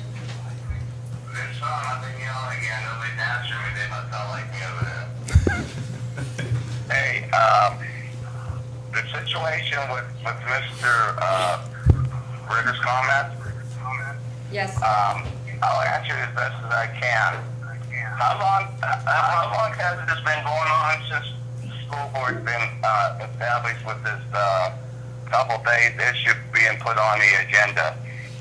Has it been just since our board's been on, or has it been for years? What was the question, George? How long has this been going on? For years or just this board? What? This- Putting things on the So- agenda last minute. The George, seeming, all I can state is for the past year. So what I did was I looked at the past 2 years and looked at the amount of money spent, which is exuberant over the last year compared to the year previous. I mean, this stuff hasn't been done before. I came on board 2 years ago. Not to the extent that I can remember, where we were spending hundreds of thousands of dollars during board reports. And I can only speak for the 3 years I've been on the board. Okay, the only concern I have is that one of my board members have an issue, and it cannot make the 30-day notice, or it has to be put on the agenda within a 3 or 4 day period. In my heart, I feel it's okay, because if it's that important, and also, I feel this wouldn't be on discussion at all. If some things were put on the board memo now, and they didn't get their way, and that's the reason why we're putting this up to discussion right now, because one of our colleagues, were teed off and they didn't get their way, so they're going to try to make a deal out of it. But in my opinion, I don't see anything the matter with it. okay, so for the folks at home that weren't able to hear George, he said essentially he wondered whether it's a peculiarity of this individual board that seems to bring things up at the last moment and spring it on other board members, or have all boards previously behaved this way as well. And what was his other point? I think that was it. That was it? Okay, Mary Beth, back to you. Well, I always call things like I see them. And I feel that the reason that Chad felt a need to bring up this resolution is really what Neil said, is that you know, we have a very new board. We're going on 2 years with a lot of turnover, myself included. And there's a lot of things to learn here. There's a lot of policies and procedures. And I was getting highly frustrated personally that we would be coming to board meetings and I would be blindsided by resolutions that weren't even presented during the board resolutions part of the agenda, but during the closing remarks. So you mentioned things that you think of. You know, the things that I think of were the Teamsters bonus of $250 of taxpayer money voted on during a closing remark after the community has left and wasn't even here to comment it. And it was the same night that we voted on the contract. I think about an employee specifically named to get a raise. I think about the unbudgeted money that we spent for things that weren't emergencies, the tree removal and the brush clearing. Yes, that stuff looks great, but there's no reason that it couldn't have been given 4 days notice and allowed public input. Same with the ACs. You know, I mean, you and I had a candid conversation, as I do with pretty much anybody who I speak with. When you do things like that at a last minute and you take your fellow colleagues that you're supposed to respect and work together with, it breaks down the trust. So then we have a trust issue between board members, and when board members don't trust each other, that's negatively affects the school and the community. Because we are here to serve the school district, the taxpayers, the students, the faculty, the employees, and when we don't have trust between us, that damages everybody. So I don't think it's too much to ask that we, A, follow our board policies, B, have the responsibility to learn what they are. I mean, it is my job as an elected official to know the Robert's Rules of Order, to learn our school board policies, and to try the best that I can to follow them. And if I'm not following them, then I will take somebody who's been on the board longer than myself, like Steve or Stephanie, to tell me, you did something wrong, that's not the way we do it, and you have policies and procedures in place for a reason. So when we start to make up our own policy and procedures and we don't keep each other in check, I think it's bad for everybody. So I totally support Chad's resolution because I think any type of transparency is good for the community and it's good for everybody. And if this board wants to function as a team and function effectively, we all need to trust each other and we need to communicate with each other, not hide things from each other or bring them up at the last minute and try to sneak something past one another. All right, I think I do have 2 more cents to add into this and then back to you for the actual vote. Like the rest of us, you know, I do want to do my level best to vote correctly on issues that are brought up. I recognize that some of them need to be brought up at the last moment. I feel blindsided sometimes by some of these that come up at the last moment. And so there are 2 ways to handle it. One is with a formal resolution as proposed by Mr. Studenborg. The other way is through a gentleman's agreement. That is, if you know you have something that's going to be, you know, controversial and it might offend or blindside some of your fellow board members, find a different way to bring it up. Okay? So even if this vote fails, we're still free to be gentlemen. Thank you. We have a roll call vote. Gentlemen, lady, it's the royal gentleman. You're the one? No, I wanted to say I think your heart's in the right place too, Neil. Well, I just need people's brains in here. And the vote. The vote. Roll call, please. Mr. O'Donnell. No. Mr. Ritter. Aye. Mr. Stubenport. Aye. Mrs. Warning. No. Mr. Williams. No. Mrs. Byrne. No. Mrs. Cerrucci. Yes. Mr. Lapsevich. Okay, George. Okay, George, hello. Your vote? Yeah, we voted. We're not vote, it's I vote no. And Mr. Nola. Aye. Motion fails. Any other board members have any resolutions that they would like to bring forward at this time?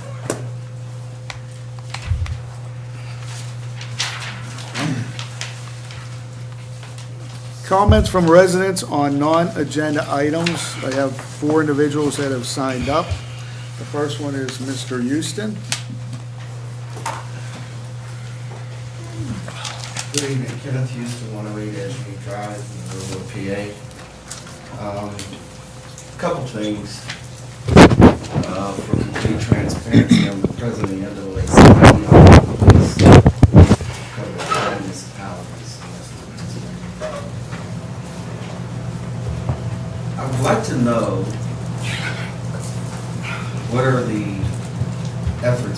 put by this district to bring minority teachers and/or staff into the district that reflects the population of minority students that you have.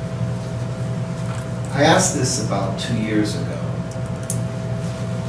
and I got kind of a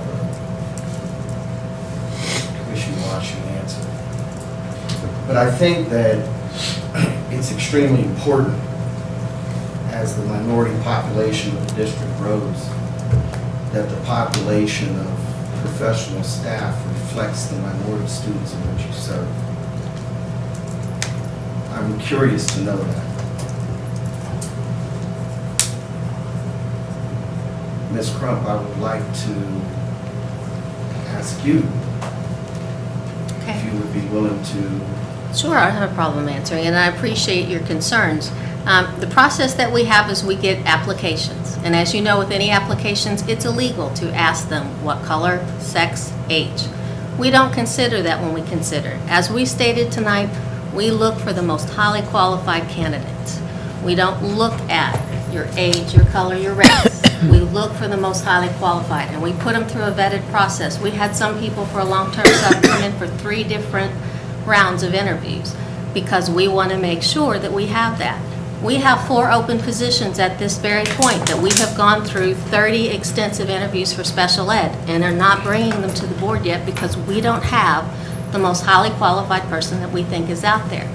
That's our goal, or my goal, is to give to the board and this community the best that we can offer, no matter how old they are, no matter what their sex is, no matter what their race is. That's my obligation to this district. So you're hiring people through the process of them applying through the job, for the jobs online? Is that your position? We post them on the website, and we also use PA Educator, which is utilized by most teachers, teacher positions, because they know that all school districts use that. That's the best avenue for them to get their information out there. And the advantage to the school district is, just in our instance, we had some instances where 4 principals are interviewing. They're all looking at the same candidates. So instead of giving them paper copies, they have online access to go in and look at a person's credentials, a person's references, their work histories. Nowhere in there, though, does it state their race, their age. Some you can tell sex by names, but... Are some of these individuals referred to you? Do this district get referrals? Do you get... We get paper applications that come in, and we also consider those also. Thank you. Okay. But I would like to see that policy. My other concern is it has been brought to...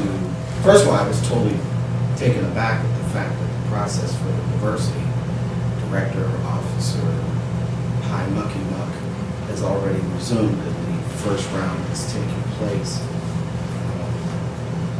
I had contacted her in my conversation with an individual from the district, understanding that hopefully the NAACP would have a seat at the table to see the transparency of the district for this process. That did not take place, but that's okay. My concern is that it has come to our attention that as you all are looking for this specific individual, even though it's not required by PDE that they be principally certified. No, it is required by PDE. No, it's not. And whenever you create, just so you'll have the information, whenever we create a new position, we submit that job description to the Pennsylvania Department of Education. At the same time we submitted the Director of Pupil Services position, we also submitted the job description for the Equity Director. PDE then evaluates that. They then tell us what certificate is appropriate and what is not. So the position that you sent to PDE relevant to the diversity officer was the language that you put together in the district? No, it was the job description that was posted on the website and that was approved. Was the position description required by PDE? Did it come from the state guidelines? We sent the job description that was written and reviewed by the district and sent it to them. Yes. So, in other words, you all created the position based on what you all wanted in the district, and you incorporated it being an individual that's required to have a principal serve. Is that fair to No, say? no, because when the job description was done, in all fairness to myself, I never sat on any of those equity, correct? You never saw me at those meetings because I did not know, I did not know at that time that it was going to a position. So I had to go back through the notes. I researched things that, discussions that were done in the equity plan, what we were looking for, what we discussed. And based on that information, that job description was written. Along with, I did get some help from Pittsburgh Public. They gave us some information because there's not a lot of equity director positions out there. So we're starting from scratch. So the information that was When you say gathered there's not a lot of job equity positions out there, you talking about? in the school districts, yes. What school district? You talking more suburban, or you talking, because most urban school districts have diversity officers. We contacted Pittsburgh Public. I also contacted 45 other schools for their HR and business officials asking for that information. And I also contacted the IU3 to see if they could give us some help with it. Mr. Houston, did you hear something, that something's going on with? Yeah, the I'm very school district? concerned as to whether or not this is being done in the transparency and fairness that it should be. I know there's a lot of pushback internally relevant to this position, so much so that it was even stated it should be a one-year position. My concern is that, as I understand it, there were a plethora of candidates that applied, which that's good. That's good news. My concern is whether or not the process of elimination, particularly for minority individuals that apply, is this having an impact on it? Because if it is, I am sincerely asking the National Association to come in and help me with this. Because, look, the fact of the matter is, I agree, we want Gateway to look absolutely superb. It's a wonderful school district. But, you know, you guys do a lot of stuff in the cloak of night. Let's just be honest. I mean, if you have specific details or names, can you bring those forward? What I want is, I want to know, is this being done fairly so that individuals that are applying for the position are getting a fair shake? That's what I want to know, because that's what our job is. And I want to make sure that the position description is not so that it would make it almost impossible for particularly minority candidates that are absolutely qualified with equity and diversity to get the position in Gateway.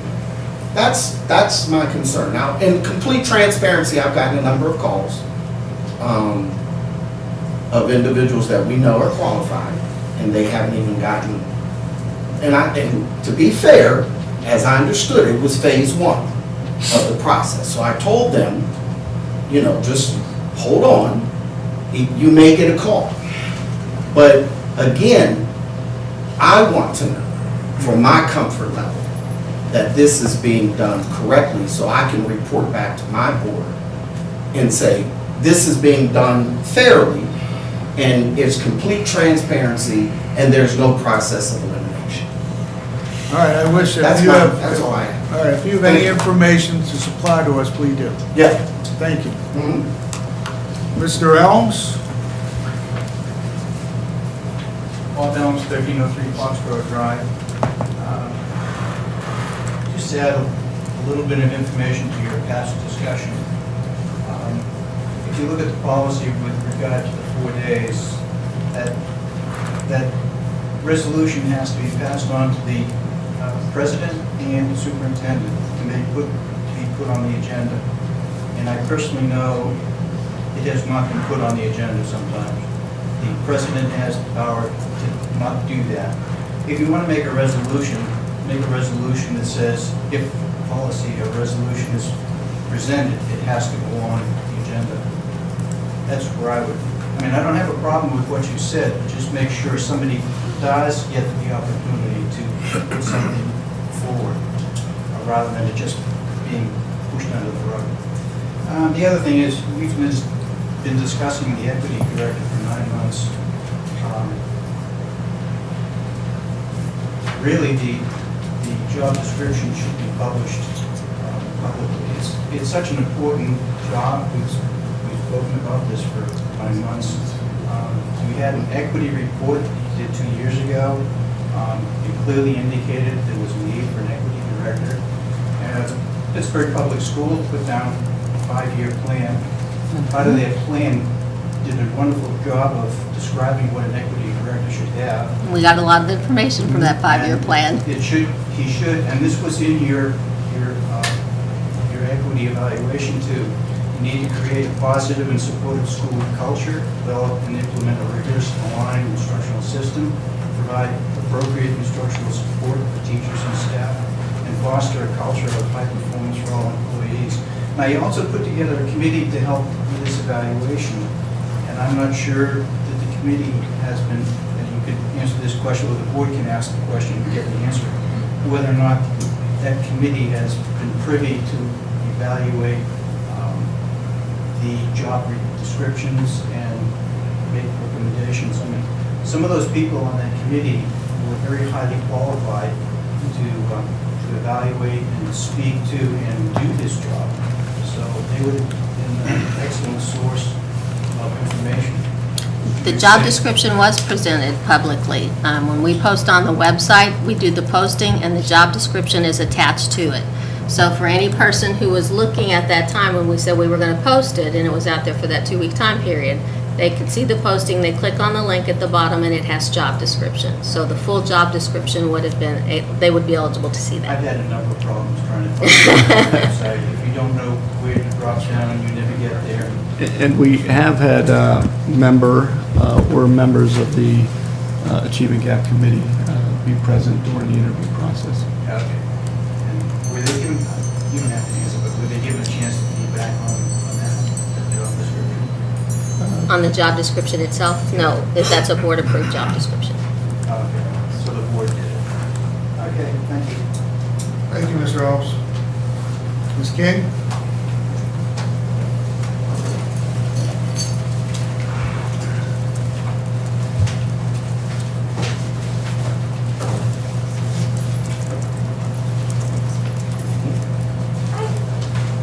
April King, 3437 Halmar Drive. Two things I came with today. One, as a member of the Achievement Gap Committee, we have been pushing for an equity director, and I was just hoping that we could kind of stay focused on getting someone in there before the beginning of the school year. Ms. Crump, you mentioned earlier when you were talking about the people who had applied for special education positions, like you see the need to get them in there, get them trained. And I was thinking it's probably the same thing for that equity director, especially if that person's going to have the opportunity to sort of open and be properly introduced to the district on day one. Teachers begin the 21st, I think. So I'm hoping to encourage us to continue moving toward that goal of getting someone in here. I have to tell you, long before the interview process, many of us had brought concerns about the principal certification because we were concerned that it would eliminate people that might otherwise be qualified. Some of us on the committee knew of someone who was on the committee who would be eliminated from that if it came down to, you know, they have to have it or not. I actually went on the website and I looked for what's called CSPG. It has to do with certification. Gosh, I don't have it in front of me. But it has to do with the certification of any number of staff who would be entering the district. And there were about 108 things listed here. And it tells you, if you click on it, what their requirements are. There isn't one for the equity director. And being that there isn't one, I looked for the next closest thing, and it says supervisory area certification, which I guess the person would have to have their, would be a supervisor. There was a supervisor of curriculum instruction, one of pupil services, one of a single area, one of special education, one of vocational education. So there wasn't, I clicked on each one of those. The only one I thought to be close would be the one on supervisor of a single area. And on this particular page, it says a principal certification may be used for single area supervisory assignments at the building or district-wide level. So my question I guess I have is, if we're relying on Pennsylvania Department of Education to tell us whether or not the people that we hire have to have certain requirements, is it based on their website? And if it's not, if it's something that you may have called somebody and they gave you some information, is there any way we can know, for transparency's sake, how that came about? As you said, you couldn't find anything on the CSBGs because for PDE and equity director or these types of positions are not common right now, so they're evaluating all that. As I also stated, whenever we open a position, we have to send it to PDE for approval. We can give you the contact person of the information we contacted. The reason we have to do that, because I have been in a district where we didn't have the proper certification, and then the district is charged for every day that that person works in the field. So we have to protect the district and the community. We're only going by the evaluation and the recommendation from PDE, and that's the best we can do. We're all new to this, and we're trying to provide the best to the district that we can. So we sent it to PDE as required, and that was their recommendation. So someone at PDE said this person has to have this, and that's Yes. Thank you, I appreciate the clarification. I did not find the information. You're welcome. And I'm sure hoping that we can get that person in August 14th? We would like. August 14th, the next board meeting? Hey, Bro, I just want to say one thing. 15th. Yes.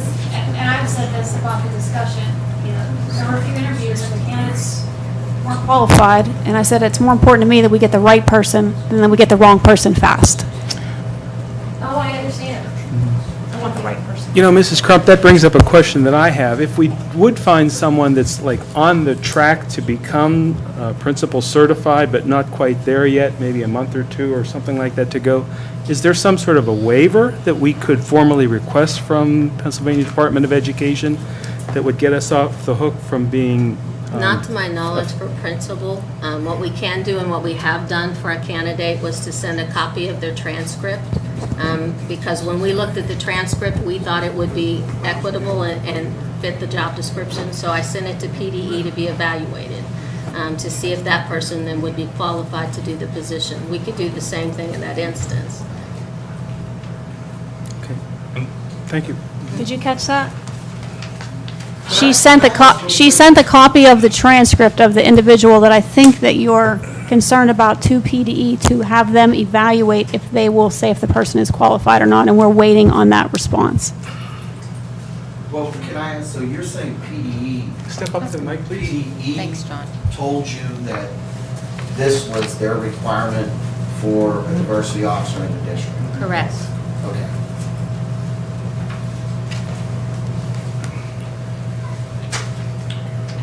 Okay,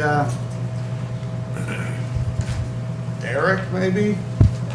Somebody wants to speak Somebody else about signed up to speak? 129 Penn Lear. Oh, that's me. Dave. Dave? Oh, Sorry. excuse me. Good evening, everybody. Thank you for giving me a couple of minutes. First of all, I want to publicly thank Mary Beth Carucci for inviting me to meet and greet the members of the Gateway School District Police Department. I was very vociferous in my objections to it last year, but I have a couple of questions and a couple of concerns, and maybe a suggestion. I don't know. As I've come to the subsequent meetings, I've noticed that we seem to be having, well, first of all, I'd like to know how many officers we have going into this year. How many do we have? 11. Does anybody know? We have 11. 11, okay.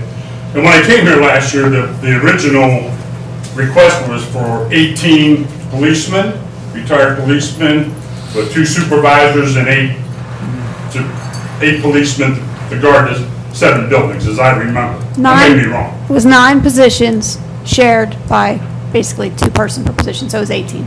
Just 9?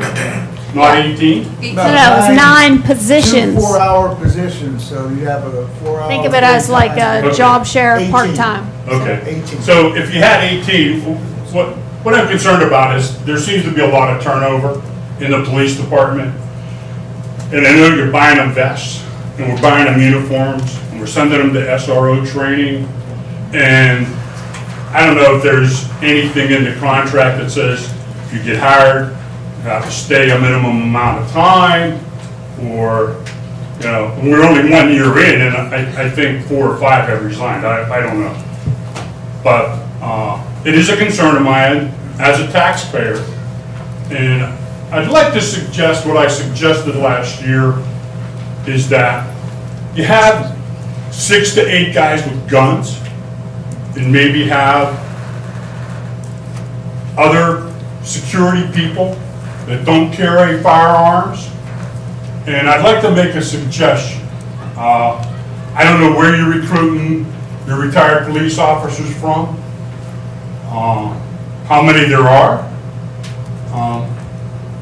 But from my background, I would suggest that maybe you could broaden your search to get a full complement of police officers by maybe looking for veterans with military police backgrounds or wounded warriors who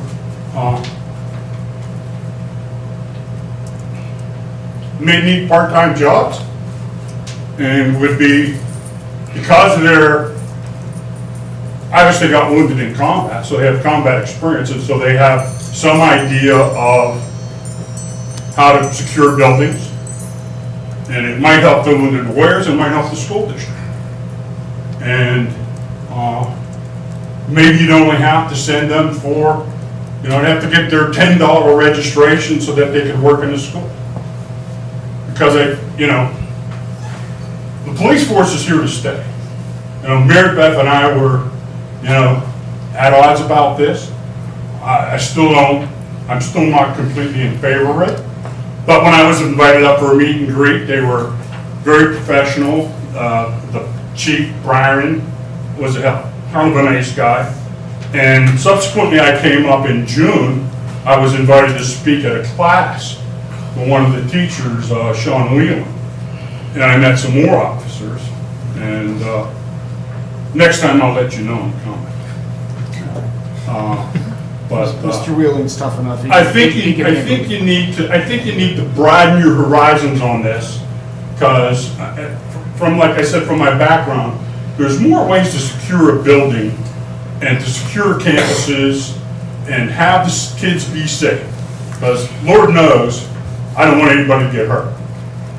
But I think we need to broaden our horizon on this. And that's all I ask. David, thank you very much. I just wanted to answer 2 of your questions. You had talked about the SRO training and the vests. We did receive 10 vests donated from Day Auto. Debbie down there made a very generous donation to the school district.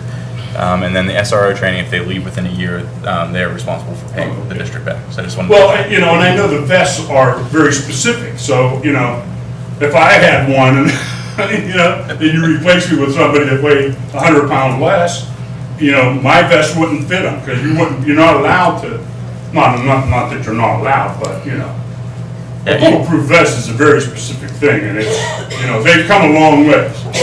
Believe me, I wore a flak jacket overseas and put them in our backpacks because they were too heavy to wear.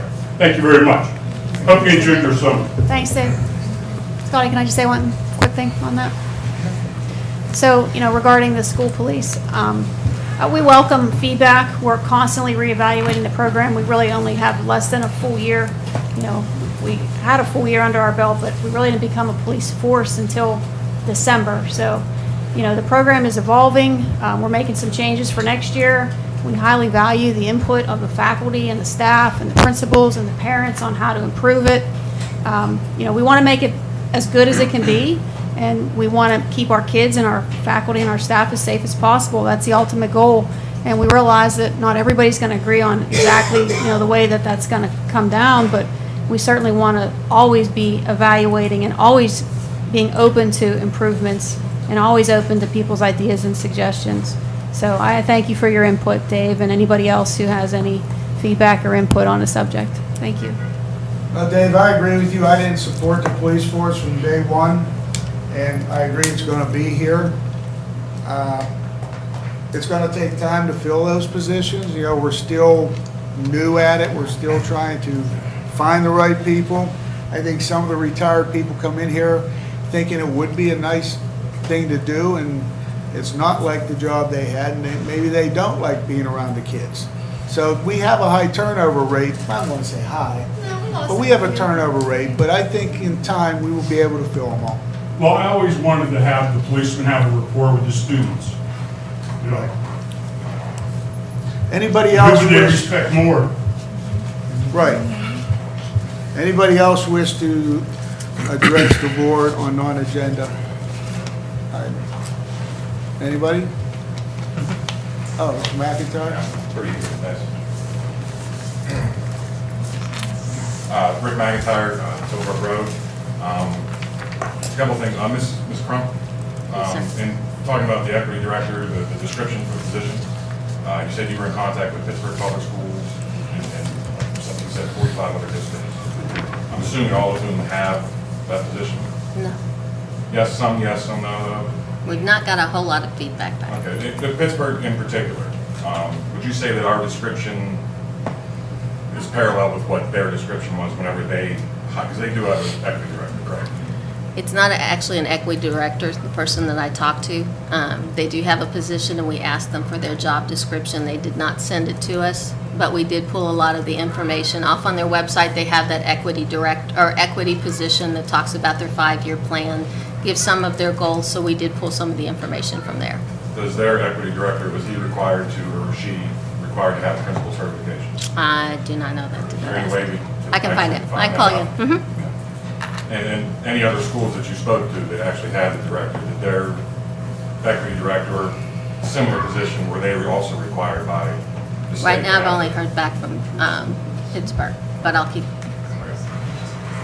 Another question was brought up earlier, the 360 deal. I'm just curious, that was quite a while ago that all went down. Just wondering if there was any update, if we've had any information exchanged back and forth. I certainly don't remember anything coming to the board, you know, or to the public. Has there been any recommendations, any kind of movement at all with what they want to rezone or suggesting we should do with that property? Mr. Dice could maybe update us. Yeah, I can update you from two aspects. One, the title report, and two, the survey. The preliminary survey has been done now, probably since early July. The title report has turned out to be much more complicated than we thought it would be. I think there are a total of 16 different properties that come into play here. The title examiner contacted me last week, Thursday, Friday, and said that he was to receive the title report this Monday, yesterday. He said, give me a couple of days to digest it, and then he's going to sit with the surveyor to put together the final product of the Alta survey and have the title report in hand. That title report will withstand probably any scrutiny of anybody that may want to purchase or rent later. That really isn't necessarily a blockage to going forward and requesting Monroeville to rezone the property, but it would be nice to have it in hand. There's no race to the end here, so I would suggest to you that if we wait another few weeks, we'll get everything put into place and then make the application to Monroeville Council to rezone it from what it is now to C2, which is the commercial district. At least that's what the instructions have been at this point. So their recommendation is to zone it commercial? It's to the council. It's to the Monroeville Council. It goes first to the Planning Commission, then then there's a public hearing requirement in front of council, and then council votes on it. So it's a 3-step process to go through rezoning. I would suggest that it's best to have those things completed.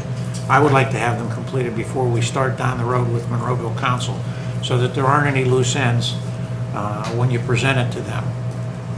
It's at that point that I think 360 comes into play, and I'll turn to Mr. O'Donnell to that extent, because he's the one that, is kind of driving this. Once, yeah, We're the ones that requested commercial zoning, not Monroeville. We went Correct. back. Yeah, the board, But basically, we can't move forward until we know where we're going. well, I think you could, but I think. It's speculation at this point. Yeah, it doesn't make me comfortable. Recommendation-wise. And really, just so everybody hears this, the C2 district is the highest and best use of land in Monroeville. When I say that, I'm saying it purely as a business. I mean, I'm not talking education, I'm not talking residential. It's just that type of property is most valuable. And you can get more if you decide at some point to rent/sell the property. And then again, you just might keep it. And again, this could have been done 20 years ago. We're doing it now. the only other thing I would add to that is that 360, we will not incur any expenses with respect to the 360 group until we secure the C2 status from both the Planning Commission and Monroeville. But at that point in time, it's ready to market, and once it's ready to market, then we'll pull the trigger. So we haven't paid them anything? Nothing. So there's no reason for there to be any kind of exchange with them and us? They have attended at least one additional meeting just to keep them in the loop as to respect, how did the Alta survey turn out? Where are we on the other items? We're also looking, we will be looking at oil, gas rights.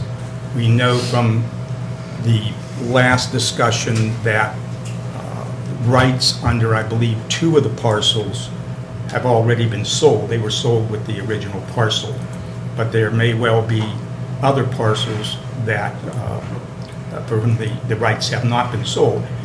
That's particularly important when we go to market. When you say parcels that we've sold, can you elaborate?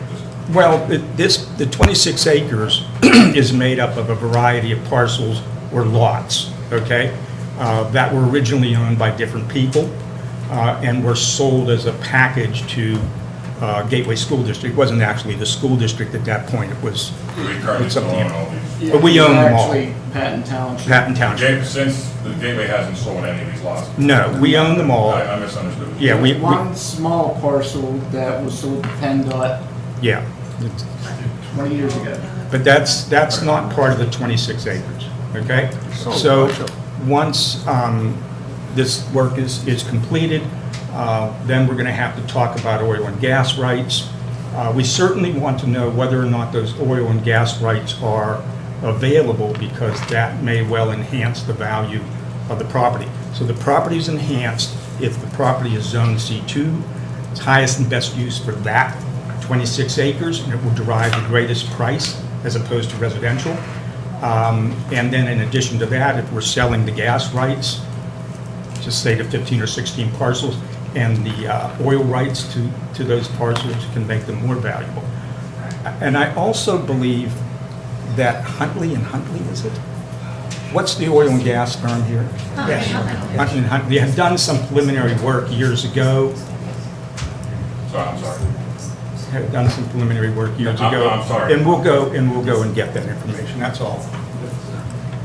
Okay. That's what I wanted to get to, because the buzzword around the road right now is fracking. And that's something that, for us to be looking at this property as long as we have been or have been able to, and for the word fracking to just kind of come up now while they're out doing seismic tests around Monroeville. I know that as a citizen, it alarms me a little bit. I mean, but no matter what you say about fracking, if you're on this side, that side, it's a heated debate.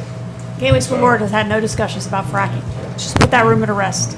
Sorry? Gateway School Board has had no discussions about fracking. Okay. Just put that rumor to rest right now.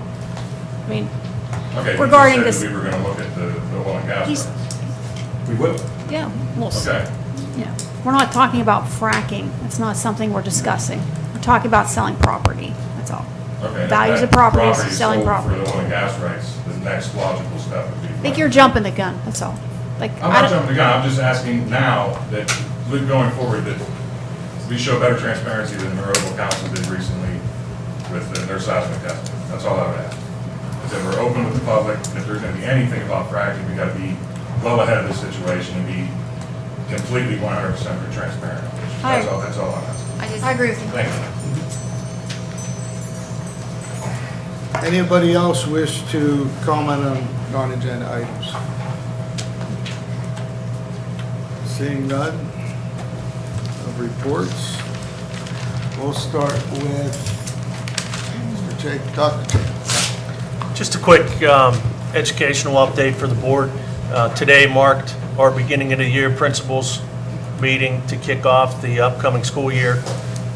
Some of the focus around our work is in line with Mr. Short's goal of ensuring that all classrooms in the district have effective teachers. And we're taking a look at the evaluation model. We're having principals go through Charlotte Danielson's model for teaching. And we're really instilling Mr. Short's goal that he started last year on August 9th. And principals are really embracing this idea that this year we're going to take the initiative and allow them to be instructional leaders. And myself and Guy were very excited today in meeting with principals with the learning that occurred and their level of engagement. And we're really looking for some positive things to occur throughout the school year. Thank you. Mr. Rossi. Got two things for you. With August comes back to school dates, so all the buildings should have all their back to school dates on their website updated, so I'd encourage the parents and families to check out those back to school dates, orientations, meet the teachers' nights, and all those sorts of things so they can begin planning. And the second thing, we're excited to formally announce that we received the Dynamic Learning Project grant, which was recently approved by the board, I believe in May or June. We're now have some information to share with you and elaborate. I'd just like to read a snippet from the press release that we received.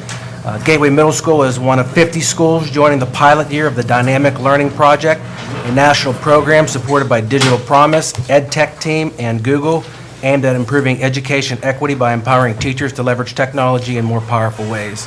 The Dynamic Learning Project is designed to invest in teachers. It's just not about access to technology, but how prepared teachers feel to meaningfully use that technology in their classrooms. The Dynamic Learning Project will sponsor and train a coaching fellow who will provide personalized, technology-based coaching to help teachers leverage technology in transformative ways. Mr. Telly just returned from California, was part of the grant, and had a lot of information to share with the principals. He's extremely excited about it, and I'm extremely excited about moving this forward, not only at Gateway Middle, but the entire district. So we'll keep you posted on as more information arises. Thank you. Mr. Schott. Nothing further, thank you. Mrs. Crump. Nothing at this time. Mr. Short. Things have been busy at central office. Currently, I passed around to the board updated enrollment numbers. Weekly meetings have been held with Patty Jovanovich Registration Office. She has estimated over 100 new enrollments within the district here. We have had some students withdraw. I do believe the kindergarten is up to 193 at this point. So last year we came in at 205, and we are hopeful that we will be able to eclipse that number of 205 from last year. That is all. Thank you. Mr. Dice. I'm nothing. Okay, board reports. We'll start with Mr. Stuport. All right. First wanted to say, great job again to Barry. I know she had left. It's a long board meeting, so I don't blame her. But to any student that's willing to come before the board, we also received an email back in May about this very issue that I responded to. And it's great to see kids actually getting involved and, if they have a problem, to voice their concern, to come in front of, 9 adults and tell them, hey, here's my problem and can you do something about it? Unfortunately, this one it's just a nature of the beast, and this is the teachers union bumping process. So the board has no discretion over that whatsoever. But I do want to applaud her for coming up and obviously very, very well spoken. So we must be doing something right here at Gateway. She was amazing. So great job to her, and thank you for coming up and speaking. I want to thank Kelly Ethorn for getting a very generous donation from Brian Newman and GE. That's always helpful when the district can get a donation like that. Where to start with these ones? So we had talked about the 360 group, and I just want to piggyback off of what Mr. McIntyre had stated. If nothing's been exchanged, and again, this is really, where my policy has come from. If nothing's been exchanged and they haven't partaken in anything, again, why does a policy like that need to be done at the dead of night under board members' comments, not open to the public, and not even open to board members until about 15 minutes prior to the meeting in an executive session we were handed a piece of paper. We actually voted on a contract not knowing any of the specifics because we didn't actually have a contract in hand. Typically when something's on the agenda, you'll see Exhibit A, Exhibit B, Exhibit C, and you can actually read through the document in its entirety. We didn't have that opportunity. So again, that's really where the 4-day policy is coming from, and I hope people are willing to mull it over a little bit more, and maybe I'll have someone else bring it up and maybe it'll get voted and approved, but it's a real shame that we can't afford the public 4 days. The next one I wanted to touch on were the teachers. I know there was a very brief mention in one of the board reports, and I definitely know from speaking to the teachers that we are allowing them to purchase laptops for $500, their previous laptops. Can we talk a little bit about that? Because the way I see it is, if we have this great piece of technology, and it's obviously still valuable for selling it for $500, I would much rather see that offered to students and to the community as opposed to the teachers who we're literally handing another brand new laptop to. I know the teachers are able to do $50 a month payment on it, and I just think that if there's a student out there that could afford $50 a month, but they don't have a brand new laptop, say at home, or even a 3 or 4-year-old laptop, that might be a way to get that technology into a house that may not otherwise have it. We have not commenced the issuing or swapping out of laptops at this point for purchase. We drafted all the forms necessary to do so. Within policy, it does give the flexibility for the superintendent to make that recommendation. So at this point, we can have discussion amongst the board members to do so. Yeah, and I know at the last meeting we had approved a disposal, and it states that board members will be notified before anything like that occurs. I would just really like to even just test the temperature. Maybe no one in the public is interested, but if we have someone that could benefit from having that computer in their house, I know there's other computers that we'll sell, and we've done that with the old school, the colored Macs and stuff from iPads as well. Yeah. So if there's a way that we can get them that nicer piece of technology, especially on a payment plan where they might not otherwise be able to afford something like that, that only benefits the students. So I can sit down with Mr. Brown. Okay. And, before we leave, I think that's a good idea. You're saying, am I wrong? You're saying the public, but are you really meaning the students? Yeah, the students. Moms, I mean, obviously, right. The fourth grader's not going to pay $500, but if their parents says, "Hey, I can do $50 a month, I can't do $500." Okay. That's a huge. Yeah, I agree. Let's give it some thought. Okay. The next thing I wanted to talk about, I'm not even sure. I'm pretty sure that the majority of the board is in the know here, but Minerva has put on display their stormwater management, their MS4 document, and that might have even occurred before some of these board members were on when the initial talk started. I think you're correct, yes. But the district's liability as presented at that one meeting, and I confirmed this with Mr. Shaw and Mr. Short, if this plan were to go through is $73,000 annually. Significant, yes. And that's a fee, a tax, however you look at it. That's money that the district has to pay Monroeville each and every year during this plan. So among other entities around Monroeville. Correct. So I just want the public to be aware that this isn't something that's just affecting you. It's also affecting your church, your school, the municipality itself. So everyone is responsible for paying this fee. Unfortunately for us, the only way we receive revenue is through taxes. So that leaves us with the decision of $73,000. Do you cut a teacher or do you raise taxes? And that's an unfortunate situation to be in.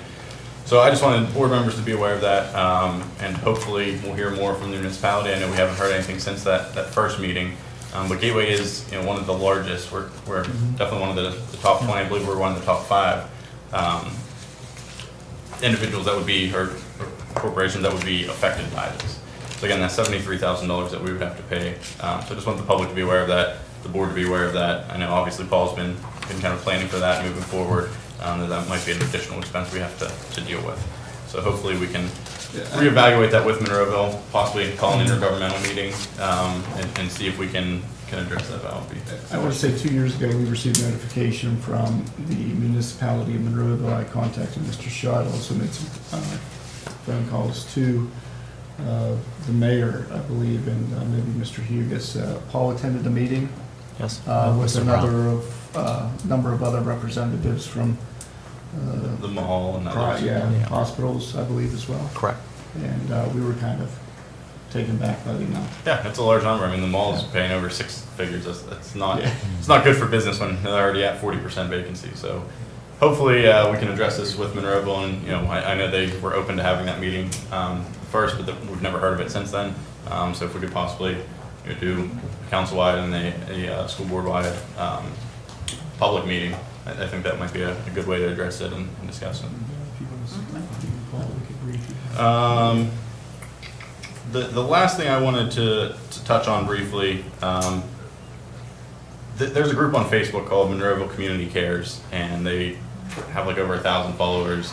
A lot of the PTOs are involved in posting things just happening in Monroeville and within the schools. And they had brought up a recent article about human trafficking and how that's effective and how that's prevalent in Western PA. I know in talking with Mark Rubino, the president over at Forbes, or Dr. Rubino, that Forbes does a very good presentation. I took part of it as part of the first responders that they did that to, and I had reached out to him. He's open and willing to have his staff come in and do a presentation. A lot of the other parents on there talked about cyber safety, social media tips and safety, what parents should be looking for as their students are engaging in these things. And I've also reached out to the DA's office, and one of the assistant district attorneys called me, and they might have a person that is willing to come and do that. So I just kind of wanted to float it out there, see if maybe the district could sponsor it, or if we could hold it up at the auditorium to inform the public. I figure with the school starting, it would be a good time to invite everyone from all the schools. If you're interested, if you want to learn more about this, we have great entities that already know a whole heck of a lot about it. With that, I will end my report. Thank you, Mr. Dufour. Mr. Nola. Yes, I have a couple of quick things. I would hope that the board members would reconsider the 4-day policy. Not only do I think it's the right thing, I think it makes us look good, and it makes the public have more confidence in us. So I hope everybody would just reconsider it. I'm sorry. I'm just going to be blunt with all of you. It looks like you're hiding something when you don't do it.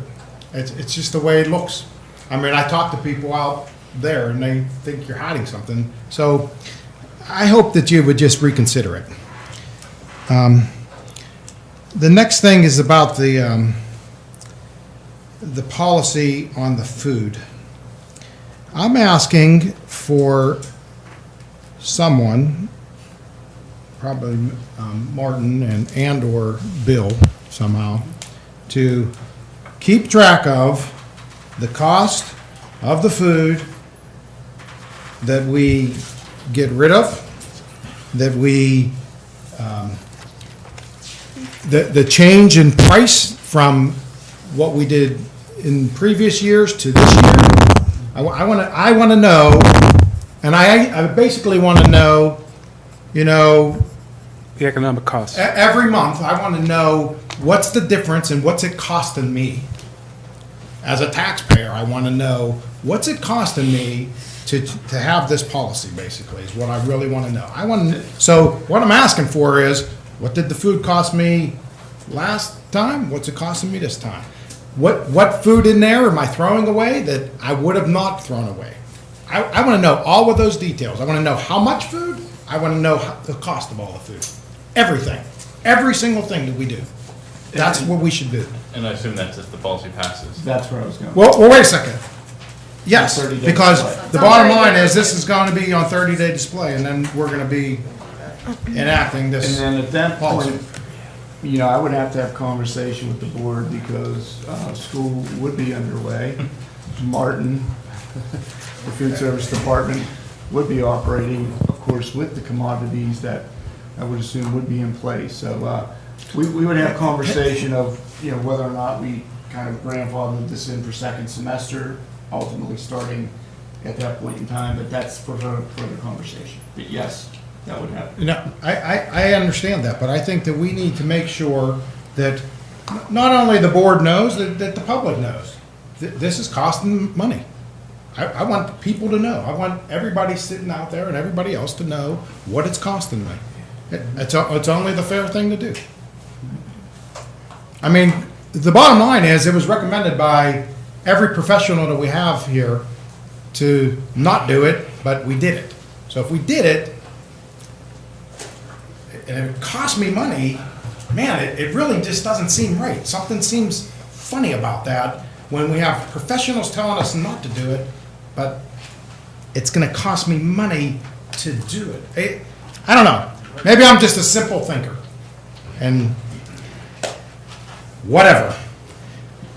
I think this is why people get bad reports on their, the government websites and all that stuff. I think that's what happens.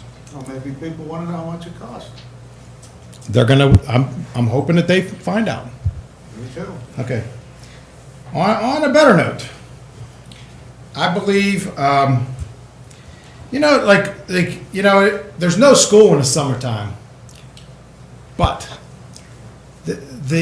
especially the administrators, but it's everybody too. It's actually the entire community, but it's the entire school community as well. But it's mostly the administrators. The amount of work that they put in is phenomenal. It's extensive. You know what I love to see? You guys may think that it's bad stuff. I'm going to tell some of the people in the public, I don't know if they know or don't know, but we get a board report on every Friday. And basically every department, or like the assistant superintendents, they tell us, things that they've done that week, things that's going on, changes that are happening.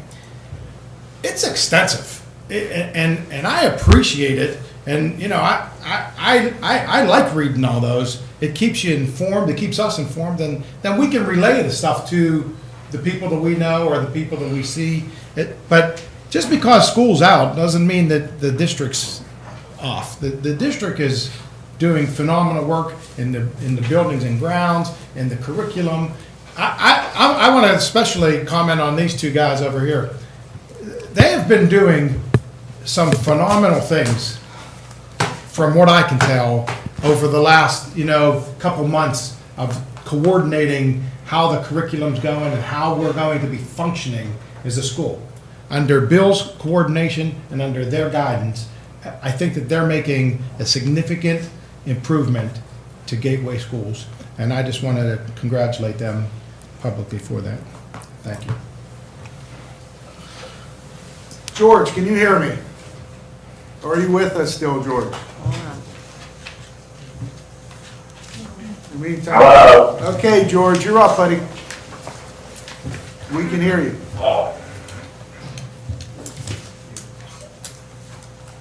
George?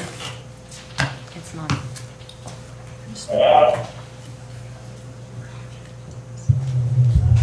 Hello? Can you hear me, George? Here, we'll get back to you, George. George, I'm going to put you on speakerphone, okay? All right, go ahead. Hello? Hi, George. We can hear you. Can I help you? I'll have a Whopper. George, it's up for your board report. Board report. Yeah, I understand that. Sorry I had a miss tonight, but it was my fault, my surgeon.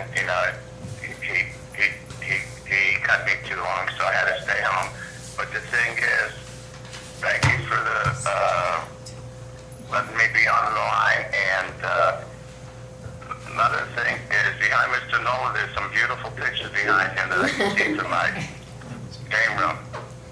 I don't know why Mr. Nolan didn't mention them, but they're the most beautiful ones I ever laid eyes on. And is Mr. Bob Brown in the audience? Yes, he is. Can I see him a minute? He's waving to you.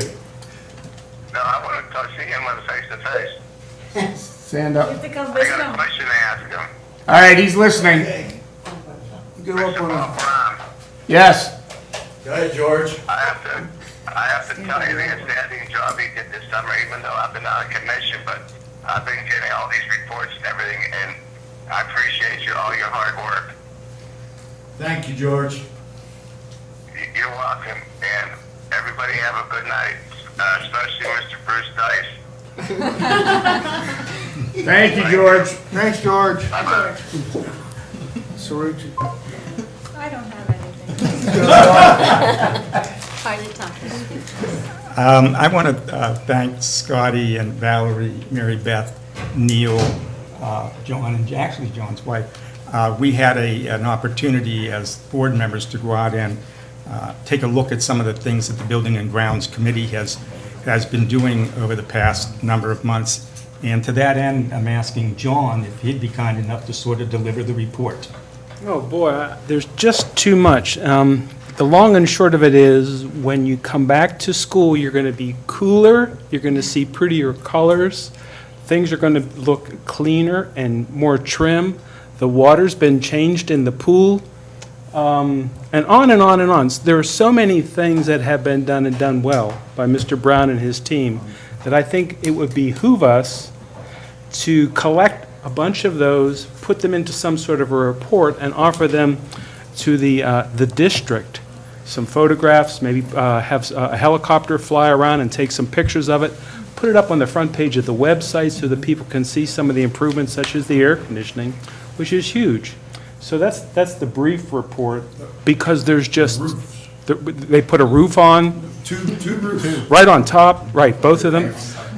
So I would like us, if we could, to have someone formally write up the list of things that have been done and the list of things that are still yet to be done, because it's been huge. We were just wowed over and over again as we got to see it. And I know the kids are going to be happy when they come back. But the problem with that is summer's almost over right now. So in my report, what I'd like to try to do is insert an extra 30 days into August. We'll call it the month of Scotty. Just put it in there. Everybody needs 30 more days off because the summer's gone too fast.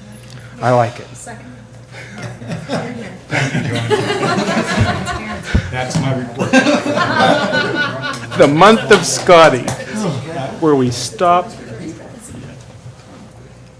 I have nothing further, thank you. Mr. Rayner, you more to add? And that was my report too. I'd Just like the to, tour. I forgot Ms. Baumgart up there at the end. I apologize. That's Do you have okay. anything to report tonight? Yes, thank you, Mr. Williams. As we continue to wrap up the summer, I just want to take a moment and acknowledge both the early literacy and the extended school year program for the summer of 2017 that has come to an end. The program this year was a success, and I would like to take an opportunity to thank all of administration, staff, and students for their hard work and dedication to the program. I would specifically like to thank the following community agencies that worked with both programs: Westmoreland Obedience Training, which offered and brought service dogs to the program to work with the students, and they had an opportunity to read to those service dogs, and also the Monroeville Public Library, who brought STEAM activities to our students this summer. So again, thank you. On that, I just want to add one other thing, because I saw this on Gateway's Twitter, so whoever's managing that is pretty cool. The football team and also the girls' soccer team, I saw were reading to the literacy program and stuff, and that's just really cool to see the little kids' faces light up when they have, the 17-year-old or this going to be senior soccer player reading to them and being participative. So great job by all students involved and all coaches that made that effort to do that. Thank you. Val? Yes, I want to be real quick. Coming here tonight, the band was practicing, getting ready for the opening game, practicing for all their just all their performances that they're doing, and that school's right around the corner. The midgets are outside practicing, the cheerleaders, the little football players. Yes, it's here. We are in. Kelly Ethorn, thank you again for coming to Gateway with all your givings and donations. I know it's almost like Christmas is what I've heard from principals. They're really happy with everything out there. I will set up a intergovernmental meeting. I will touch base with the municipality. One thing that did come to my attention was we had the fireworks moved this year to Monroeville Park, and there was a lot of congestion and everything, but a lot of people went to our student parking lot to watch the fireworks. I don't want to say tons, but I had many phone calls regarding that the fireworks were ruined because of our lighting system that was put into our student parking lot where they were at. And they're telling me, and I says, well, I think that's great to hear because this is why we replaced all the lighting. I mean, the lights are much brighter, so Steve, thank you. Mr. Brown, thank you for getting the lighting. I mean, you know, that's No, we can't turn them off. positive, you know, so, I mean, things are really coming along. So, you know, thanks for everybody, what they're doing. Just a reminder for all the students that are participating in athletic programs and band, everything, make sure your athletic packages are turned in, your physicals, everything turned in. And with that, George, feel better. I feel lost with you not sitting next to me, but we made it through it, so feel better. And Nance, you're a gem taking care of them. Bless you. That's it. Okay, thank you. I'd just like to thank John for helping me run the meeting tonight. And with that, I'm looking for a motion for adjournment. Before we do that, I would like to make a motion to go into executive session for personnel to discuss teachers' contracts. Second. Before we do, could I ask Maiko just to come in, just to give an update on the computers and the phone system with what's going on in the... Yep. So, Maiko. Maiko, go ahead. Just an update quick on the computers at your command and phone system, how everything's going. Yeah, so we received all the teacher laptops. We're in the process of handing them out now. We have well over half the teachers done. Now we're starting to focus more on other support staff that we get laptops, administrators, those type of people. As far as phones go, the phone cutover happened the end of last week. Out of the 500 phone numbers, we have about a dozen that did not transfer correctly. We're working on those. The majority of the phone numbers are working for both incoming and external calls. We're still in the process of deploying or distributing other hardware in the district, but we still plan on being ready for day one, ready to go. Okay, thank you. Appreciate it. Thanks, Mike. Thank you. As we go into executive, I just want to let everybody know that there will be no further business discussed after our executive session. Correct. And we'll come out and adjourn from there. So, meet back in this room in 5 minutes. Is that good? It works. Little break, 5